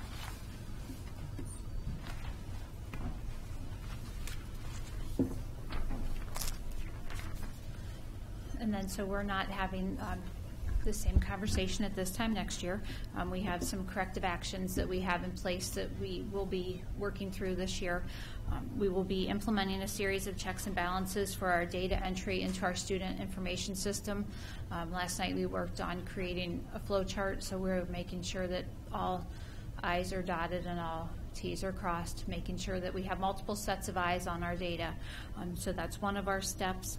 One of the other steps that we need to do is we need to evaluate the diagnostic that we are administering to K-3 students. Currently, as we just talked about a moment ago, we are using MAP. First grade and kindergarten use MPG, which is MAP for primary grades, and the reading test is read aloud to the students. And then when the students enter second grade abyssal, we're using MAP, but it's not read aloud to the students. So we're believing that there is a discrepancy caused between first and second grade, because when you have a test read aloud to you versus not having it read aloud to you, there is going to be obviously some differences in the score. So we would like to make sure we evaluate and are using the correct diagnostic. And as part of that, we will be looking to some of the other districts around us and part of the Alliance for High Quality Education to see what they are using for their diagnostic and what types of scores they're using to place their students on a RIMP. So those are some of the actions that we will be working on collectively as an administrative team to make sure we have the correct data in place and that we're using the correct tools.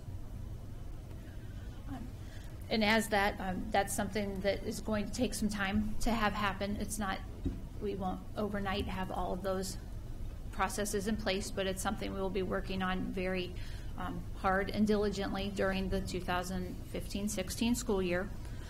We would like to celebrate the Prepared for Success information that we have. We believe we'll continue to increase those scores. As I mentioned a little while ago, we'll be bringing additional AP course offerings to you after our next Curriculum and Technology Committee meeting. And then just to be proud of the fact that 93.4% of our third grade students were proficient or higher on the Reading Ohio Achievement Assessment. And we had an amazing number of students that were accelerated and proficient, so we want to be proud of that. And then in conclusion, we'd like to say that all of our reading interventions have been effective, with 100% of the third graders meeting the requirements of the third grade reading BRT. And if you have any questions, my friends will come up and join me in answering them. Yeah, I think that, first of all, it's a tremendous effort with a moving target. That the internal audit was done in such a short time. I know we're going to be hearing more from you on the corrective action. At this point, is there anything you need from this board, or is that too early of a question with regard to what you need? Just your continued support, and if we do, when we work through the appeal process, if we have any questions, we will let you know. And as Mrs. Powers already mentioned, the support of House Bill 420 and upcoming with that. I'm sure colleagues have questions. Everybody's been writing, so. Well, I actually do. I happened to be down in Columbus today for a legislative seminar, but there was a lot of time spent on EMIS from various school districts and their frustration with respect to inaccurate data that's been reported on the state report card. So with that being said, I mean, there are a number of things that I'm just going to explain to you in terms of from the ODE side that they're dealing with. They're severely understaffed. I don't think that that's a surprise, but particularly with respect to the people that they have that are responsible for EMIS reporting, getting reports made available for districts to review in order to make corrections and then resubmit. But they also made mention of, probably within the last 3 years, there's been more legislative activity in the state of Ohio, more so than probably any other year that I can remember. And so when you have a lot of legislative changes, what has to happen is there's accountability that's attached to any legislative change relative to education. There's data that has to be connected to that, and districts have to be in a position to respond to that. But if ODE hasn't yet done the things that they need to do so that they can do the changes and educate the people that are responsible for the data in the districts, well, that creates a problem. And so I'm taking you the long way around because I do have a question. I understand that throughout the review process there were decisions that were made to not put kids as on track based on the diagnostic information that you got. So, but that in conjunction with reporting windows for EMIS. How does that correlate? And I'm assuming that your internal review process that you've developed now probably will rectify the timing of when you make the decisions to make them on track and make sure that the data is submitted in a timely manner so that we don't have to file appeals. Typically when you have to file an appeal, it's because data was submitted not necessarily incorrectly, but sometimes it's on ODE's part where data was submitted correctly, they misinterpreted, and you have to submit proof from the district to say, no, this is what we submitted, and then they use that information and then they turn around and change it. So I'm trying to get an understanding of exactly what the case was relative to the reporting windows and the information that we had that would cause us to put us in the position that we have to file an appeal so that the report card reflects accurate data. Well, that was an internal decision to keep those kids not on track, and it was due to those reasons that I described earlier. Because at that point in time, our knowledge base was that students who were on a RIT plan were coded as not on track. Mm-hmm. That year, if you recall, was a year of change for the Ohio Department of Education. Mm-hmm. In September of 2015, this would have been after we submitted information and had our diagnostic. The document came out that you can, of course, keep a student on a reading improvement plan and code them on track. Well, that was after the fact. Right. So we didn't go back and change that. That was that's part of our checks and balances moving forward. So that if there's a issue of that sort, and there are changes that happen all the time, it just got a change yesterday. Mm-hmm. There was a change 2 weeks ago where we were already at a C, and then the percentages changed and we became a D district. So those things are happening quite often. One of the things in our checks and balances that we talked about was to try to keep up to date on that and giving everybody that's a part of that pool an update so that all the time, so that we're constantly changing as well to keep up with the changes with the Ohio Department of Education. Okay. And the reason I asked that is because, and this ties back into my original comment, oftentimes when there are legislative changes, it's oftentimes the cart is before the horse. And so, you know, when you talk about timing, it's good that there's a change in your infrastructure and the way that you review the data so that we're not in the same place next year. Also understanding that Twinsburg isn't the only district. If you've been reading newspapers, you see that there are a lot of other districts within our own region and around the state, which is why there's a lot of discussion around EMIS and a lot of frustration from the districts and also on the ODE side. So much so that they kind of bent Peggy Leonard's ear about problems at ODE and EMIS. So I want to commend you guys for stepping up and taking the initiative to put some things in place, some protocols in place, so that the data is accurate, because in this day and age, heightened sense of accountability, that means everything, and especially when there's a direct correlation to our funding. Data accuracy can't be understated.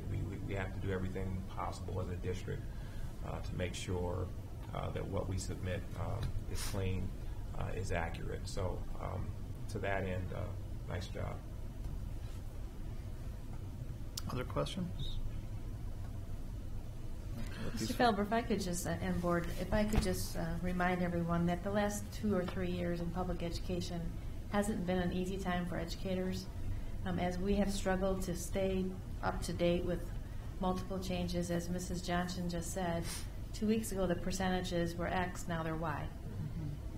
And on a daily basis, I must get 6 and 7 and 8 alerts from the ODE about the next new thing coming down the pike. So the staff here does a great job of trying to keep up with it.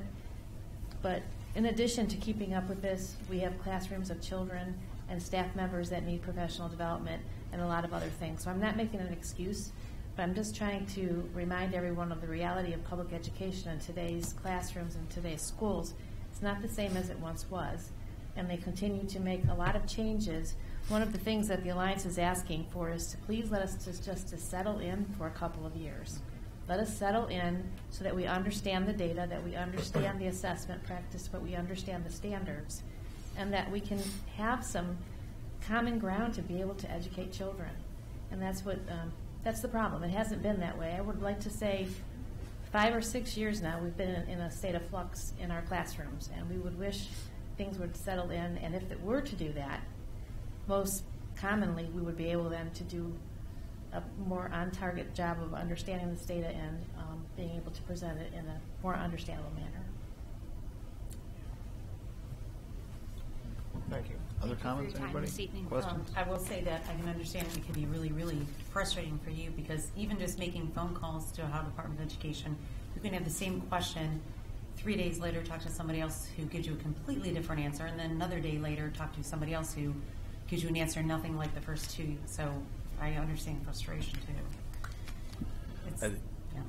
Real quick, I think I think while none of us, including yourselves, are happy with the overall numbers, I think at the end of the day, the most important number, at least when I'm looking at it, is that all of the third graders passed, the reading guarantee, and at that point in time, they've tested to where they needed to be. So whatever internally you have done, pulling these kids and keeping them not on track and keeping them on the RIMS, and unfortunately, while the numbers don't reflect it in the grade, the most important number for me, at least, is the third graders. That we did have 100% passage, and I think that's important. And hopefully, things can change, and how we report it, possibly how the ODE allows us to report it. So that we can raise this letter grade number. But thank you for all that you guys are doing to keep those kids on track and monitoring them. So I know it's a tough thing. I think it's key that what that highlights is that what we pledge to do and what this district pledges to do is to know every student's story, and it's evident from your reporting that you do know their story, that you're working with them, and you're caring about the student first. And I wouldn't say data second, but the data's a moving target, and as long as we're doing the right things for the students for the right reasons, the data will hopefully settle. Give you a couple years to settle down. And the slide with the interventions and the overwhelming opportunities for interventions, and to even helping the parents understand, I think, we're getting it done. It's just, the percentage keep changing, the data keeps changing, but the students aren't, and the students, and we appreciate the efforts. Thank you. Board of Education, we have a second administrative report this evening. Actually, we hadn't planned on having a conversation about the release of the data, but because it was so interesting, we wanted to present that information. But our second administrative report this evening is to provide an update about a new program that, thanks to your support, we have now had in our buildings for the last couple of months. So I'm going to ask our Director of Pupil Services, Denise Traphagen, to come forward to introduce our partners in our school district with Beechbrook.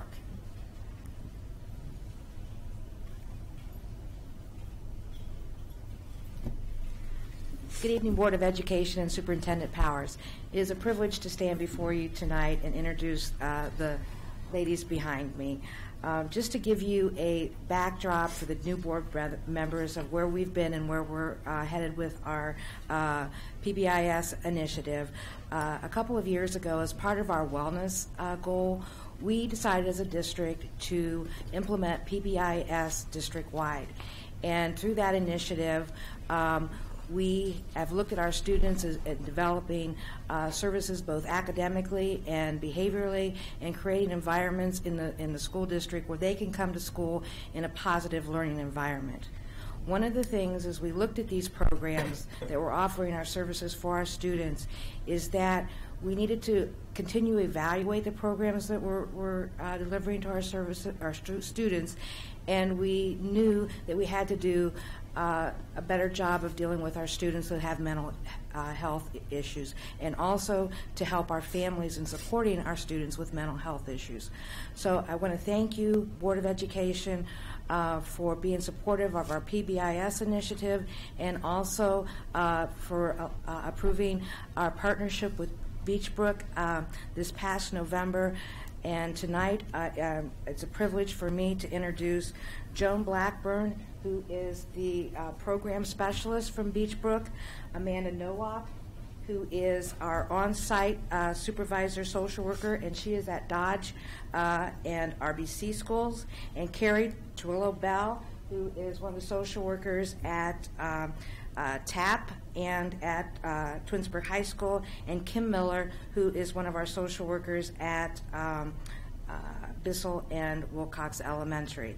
And so now you have a face to go with a name. And I'd also like to introduce Mark Groner, who's the Vice President of Clinical Services. He's in the audience tonight to support his team from Beechbrook.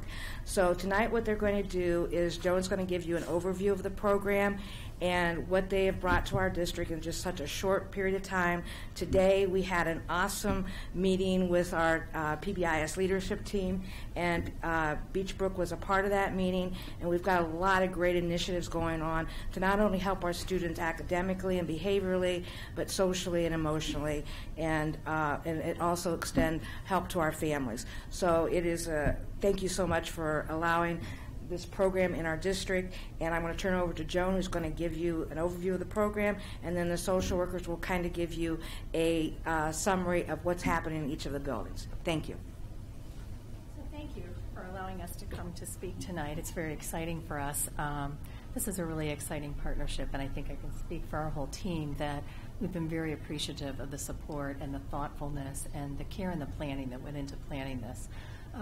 What I can say is, when I was thinking about what I would say tonight, I thought about how Beechbrook has been working in public schools since 1976, starting in Cleveland Public Schools, so 40 years ago doing this. And I was thinking about how the work has evolved, and listening to the presentations before about how the state of education continues to evolve. I think what's very clear, what remains the same both for mental health agencies and for schools, is that the ultimate goal of helping students be successful both at school and outside of school and be good citizens is really what ultimately we're all working towards. So this partnership started up really as a way of how do we address the other side of the report card, or the non-academic barriers to learning for students, and how do we help them be successful. And one of the things that a lot of research points out is students come to school with a lot of struggles and a lot of challenges, and that ranges from child welfare issues in the home setting to lack of social skills they need to develop so they can get along better at recess or in the classroom, on up to students with significant mental health issues, anxiety, depression, which impact their ability to really attend and focus in school. So the way that the team works with students is it's designed here to be very individual and specific to the needs of Twinsburg. And I think that was very deliberate and based on needs assessments of all the administrators sitting here. And it continues to evolve and will continue to evolve over the time that we're here. And the staff are able to work with any student whose parents have given permission that's been referred by administration and or guidance, and that their student would benefit from some type of support. And so it's not specific to any type of need or a level of acuity. It can be, a short-term intervention. It can be a long-term ongoing intervention. And again, the ultimate goal is how do we help this student be successful in school? How do we help them get along better? And I think another key component of this is working collaboratively with families, with community providers, as well as with educational staff to really sort of make sense of any of the mental health or any of the community agency work that's going on. How do we build bridges between all of those, which again go a long way in helping students be successful in school. And then hopefully down the road we'll get to a point where we can actually do more consultation and education with staff around those barriers or the mental health needs of students, and that really impacts their learning at school. Two of the variables thinking about this that this model really addresses is that right off the bat it addresses stigma of going for mental health services because you're allowing students to access services in school. And just by opening up the dialogue about mental health, we're talking about it. And it goes a huge, long way in terms of addressing stigma. The other variable that's really been addressed is access. And a lot of students and family don't have the resources and don't have the means to get to services. They're not conducive to, work schedules. And so this model of providing support for students in school really takes that right off the table so that they can get help where they are. And if you think about it, I always say school has a student 30 hours a week, and that's a huge amount of time. So I'm not going to talk very long. I'm going to turn it over to, who's talking first? Amanda is. And they're going to talk about the actual implementation of the program. Thank you all for having us here. I'm excited to put a face, not just see you on a website, so it's nice to meet all of you, and thank you. So we started in November. I think our 3-month anniversary is coming up here early February, and we've already had about 150 referrals. I say about because I feel like I get a new referral every day. So there definitely has been a need within all the buildings. At the high school level, and Carrie will talk about that a little bit more, the problems seem a little bit more obvious when you're talking about issues related to maybe drugs or alcohol, high-risk behaviors. And those students really stand out because they've been in the district for so long and they really need help. And Carrie's been a great asset there, being able to jump aboard and help out those students. But really what we saw is there is the need at all levels. So not just in the high school, not just in the alternative program, but in the middle school and the intermediate school where you have a lot of students facing a lot of different challenges and changes. There's a lot of different things that come up. And even at the young elementary level, we have a lot of students having a lot of behavioral problems, and we don't really know where those fall. So being able to intervene from a mental health standpoint, we can explore those problems and see how we can help that student become a better learner in the classroom. So we have been really looking at those students who have been demonstrating some issues relating to maybe academic performance. Maybe they're just performing below their level, but we're not really sure why. Maybe there's some issue going on more so like motivation or anxiety. Oftentimes we have students coming into our buildings that have lots of family stressors. And school is a safe place. And if they have another safe person in that building to kind of help navigate those situations, as well as provide a bridge. And that's what we've been doing a lot, is providing that bridge between the school and the home to promote safety throughout.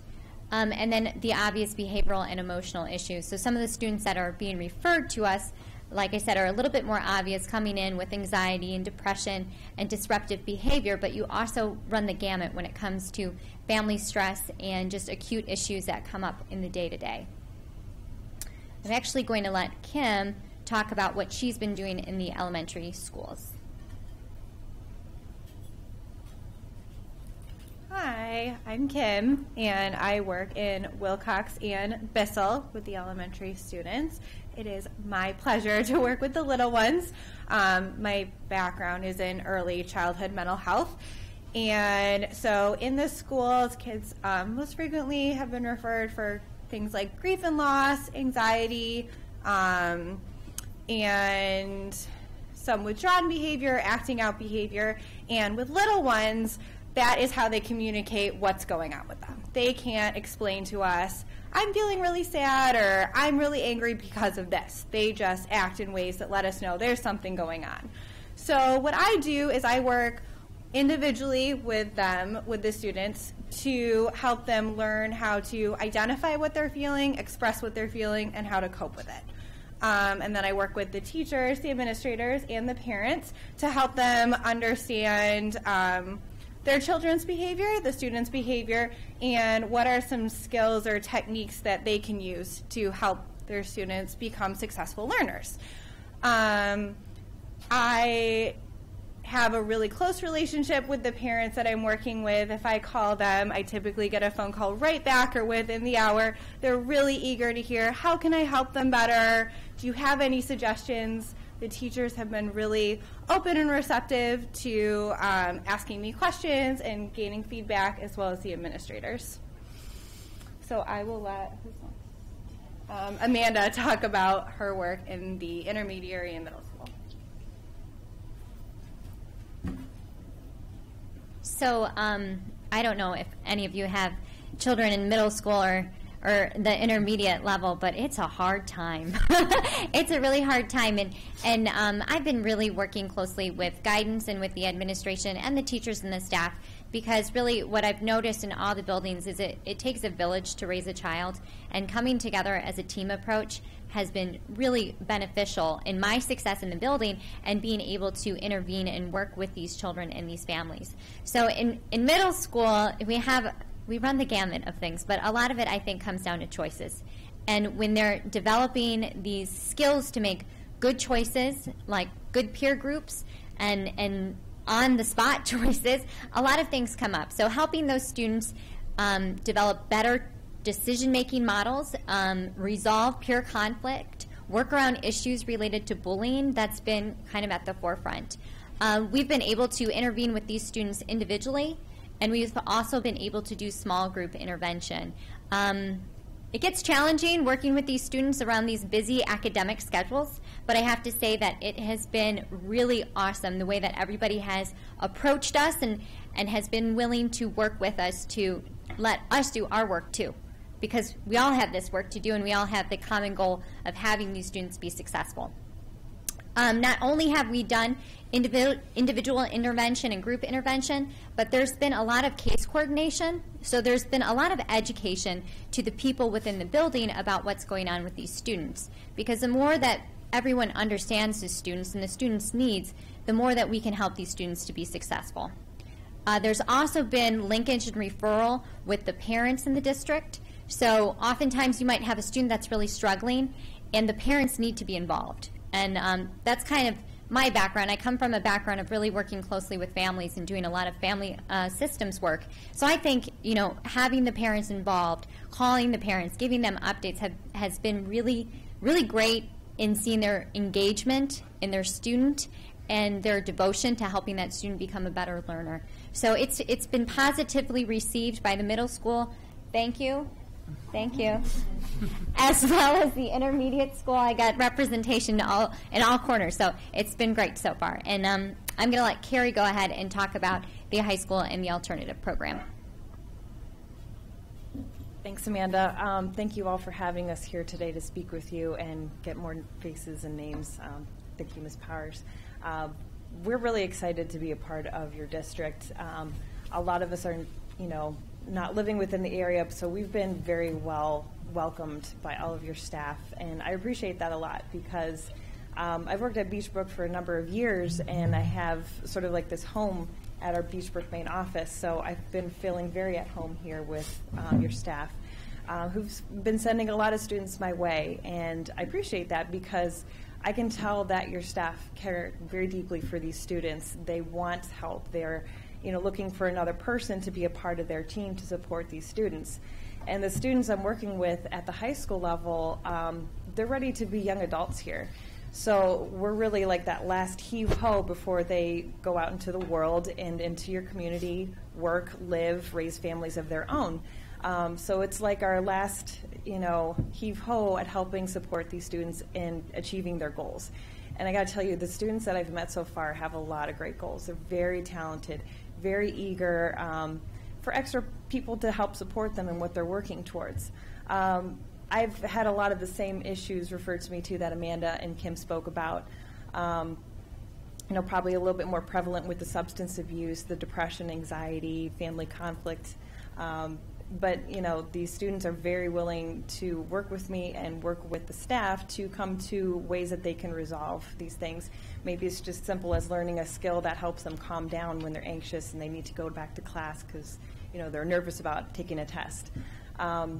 I had a young lady that I was working with a couple weeks ago, and she was brought down to me, not in trouble or anything, but she was just having a really hard time with depression and anxiety. So her mom wasn't very aware what was going on, so part of what I did was working with the parent to help her understand her daughter's mental health issues. And then secondly, providing them to some referral and linkage within the community to get her the next steps that she was going to need.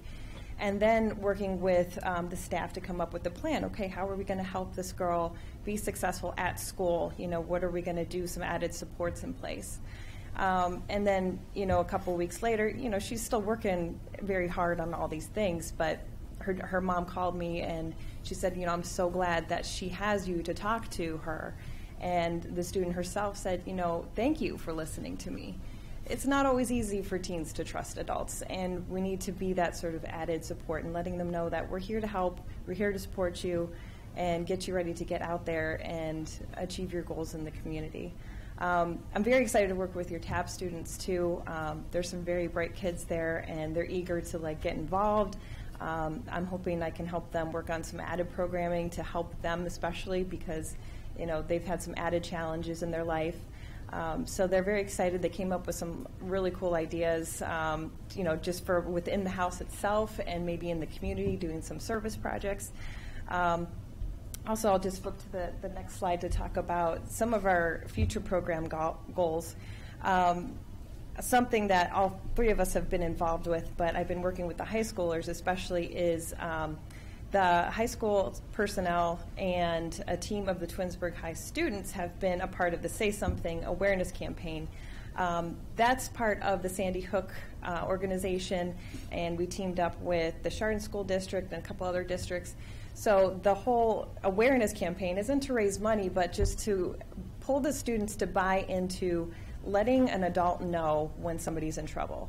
And the whole goal here is to make your students safe, your family safe, your community safe. So it's very empowering. They've got a lot of great ideas how they're going to raise the awareness campaign.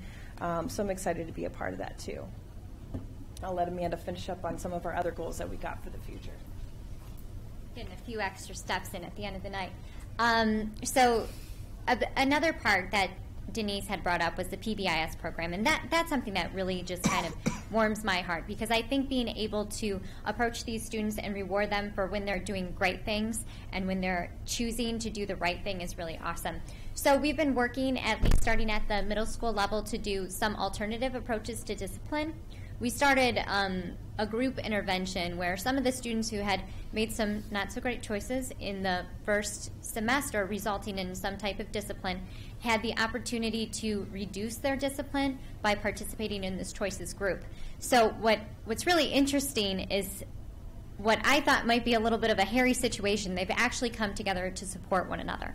And they've been very supportive of each other in the group and making better choices. So not only do they have the group intervention and they're provided with skills in psychoeducation, but they really have taken this group of kids that could be looked at as the bad kids, and they've come together and said, let's do the right thing. Let's not be in this group. Let's talk to Mrs. Nowak, but let's not be in this group again. So that's been really exciting. And then one thing that we're looking forward to doing is also integrating a program into the summer, because what we don't want to do is forge these really good relationships with these students and with the families and then lose them over the summer.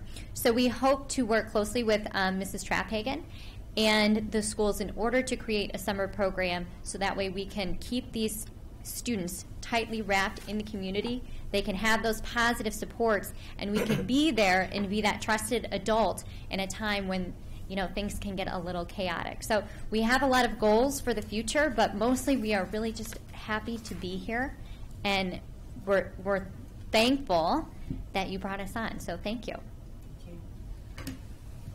Board of Education, I can tell you there have been 2 occasions within their 3 months here that I have called on them to be of assistance in matters that have reached my office. One was a high school student who found himself in front of me in an expulsion hearing, and the second was a Wilcox student whose family has a bit of distress going on. In both cases, our counselors here connected with the families, visit homes of families, really are the bridge between the families and our school district. So thank you very much. You've made such a headway in such a short amount of time. I can hardly wait till the end of the year to see all that you've done. And particularly I want to thank you for your work at our TAP building. When I first was made superintendent here, it was one of my initial goals was to do something about the mental, emotional health of the students at TAP. And I'm so grateful that the board supported my interest in bringing something on board to address that, because those young folks really do need an extra hug every now and then, and an extra plan that get them through life. So thank you for that. And Joan, thank you for allowing us to be a part of See Something, Say Something. We were delighted to be on People magazine, some of our kids, and just to be able to say that we're affiliated with that very important initiative. And I know our kids are buying into it, and I hear that our PBS team is busy making sure that those are implemented in all 5 of our buildings. So thank you for your efforts with that too. Thank you. Yes. Any questions? Colleagues? Just a comment. I'm very familiar with PBIS, and it's something that a lot of districts around the state use, and oftentimes it's data driven, and so what this is great that we're using Beachbrook. I'm very familiar with Beachbrook, along with my years when I was in Cleveland as well. We go way back, but in particular, Beachbrook is very well known. You guys are very well known. You do a very good job. You have a great reputation. So I think it's a slam dunk and no-brainer to have you partner with our school district and providing services to our students. I think it aligns very well, from a philosophical approach of educating the whole child and addressing non-academic barriers. Ms. Trapphagen, what I would be interested in later on down the road is looking at the data once we have some meaningful data, some trend data, to see what your impact is on looking at behaviors throughout the district, and if there's a downward trend. I would assume that there probably is, based on how many cases have been referred already. But long term.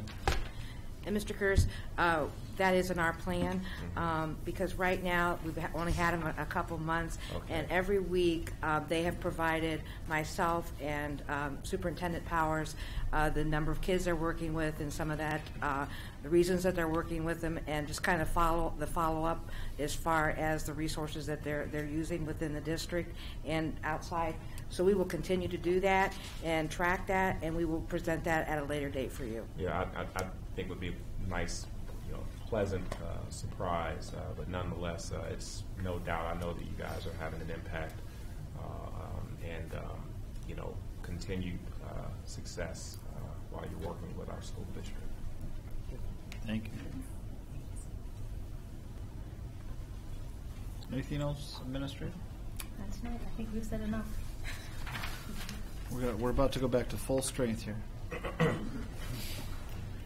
We did accidentally skip over committee reports, but I'm not sure there are any. So, Mr. Aho, if you could note Mrs. Torwaldron's attendance before we vote on anything important. And any committee reports from my colleagues? Okay. Mr. Aho, any blue cards? Remonstrance? Okay, we have no remonstrance. All right, so we are going to be at Section H, and this is the Treasurer's Reports and Recommendations. Without objection from my colleagues, I'll read items H1, 2, and 3 together. H1, resolved that the Twinsburg Board of Education approves the following meeting minutes, the regular and organizational meeting of January 6, 2016, as sent to the board under separate cover. H2, resolved that the Twinsburg Board of Education accepts the following financial report for the month of November: Bank Reconciliation, General Fund Financial Summary Report, and Financial Report by Fund.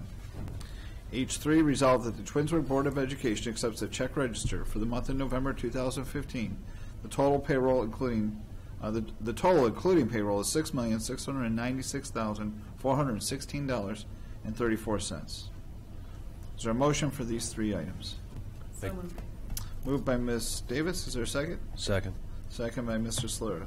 Any questions? Mr. Aho, anything on these particular reports? Nothing really. Pretty typical. Standard operating procedure.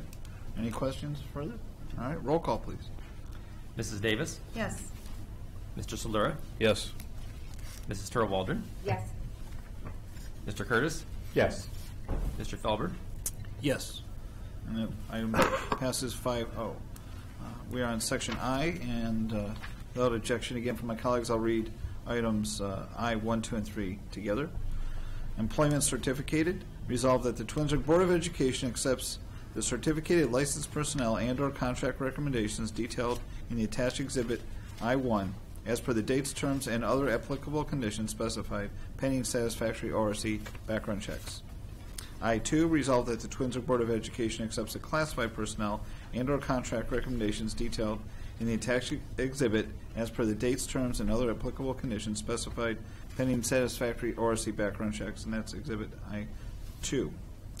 And I-3, resolved that the Twinsburg Board of Education accepts the supplemental contract recommendations detailed in the attached exhibit I-3 as per the dates, terms, and other applicable conditions specified pending satisfactory ORC background checks.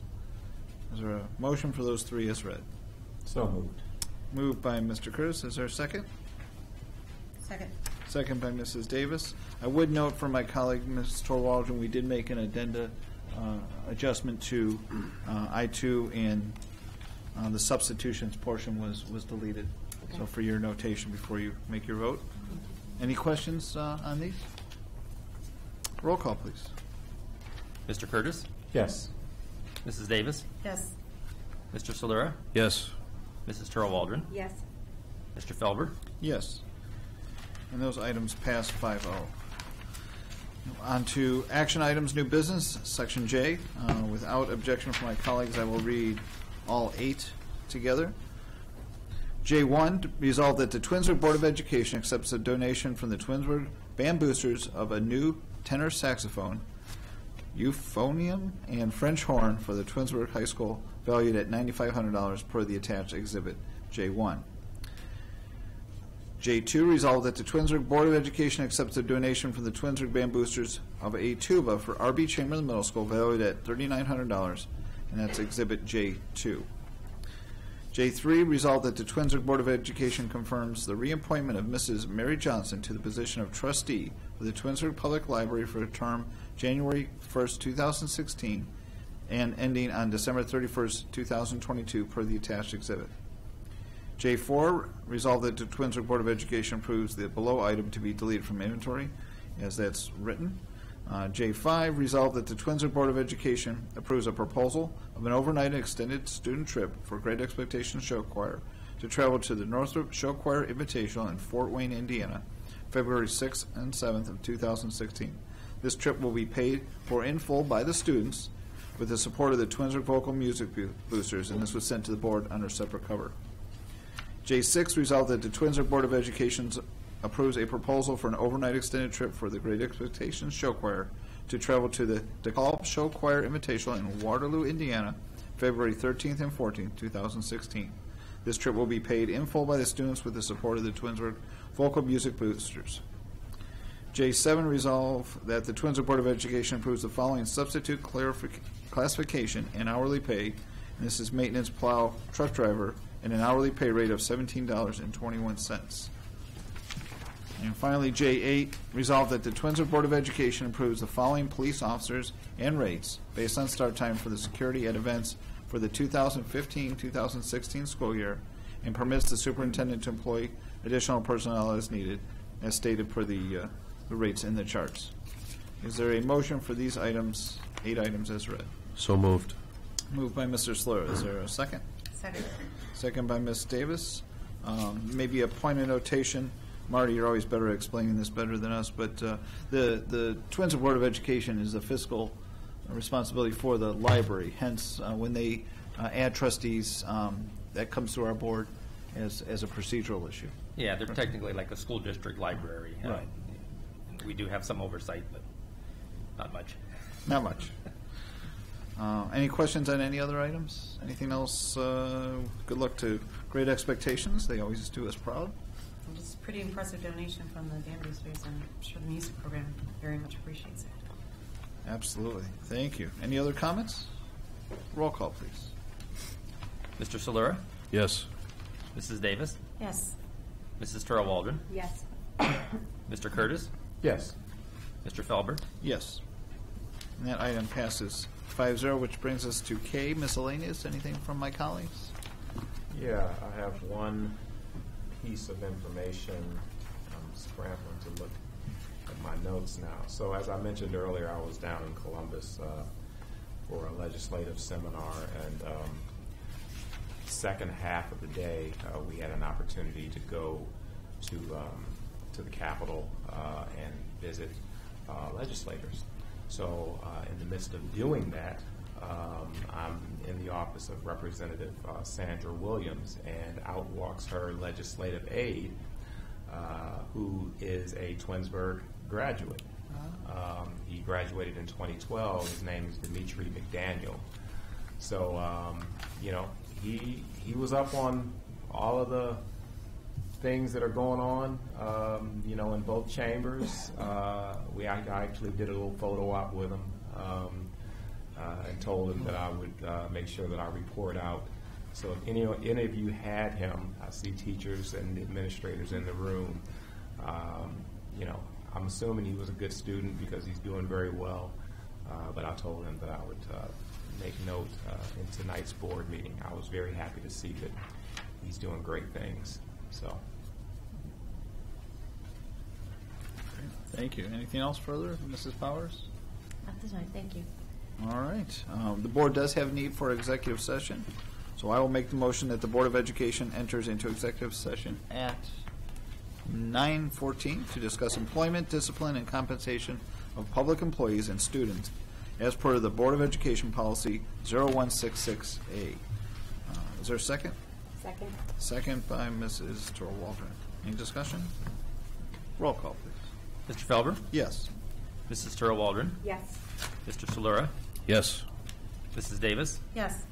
Mr. Curtis? Yes. And that item passes 5-0. The board does not anticipate action following, and at this point we are adjourned. Thank you.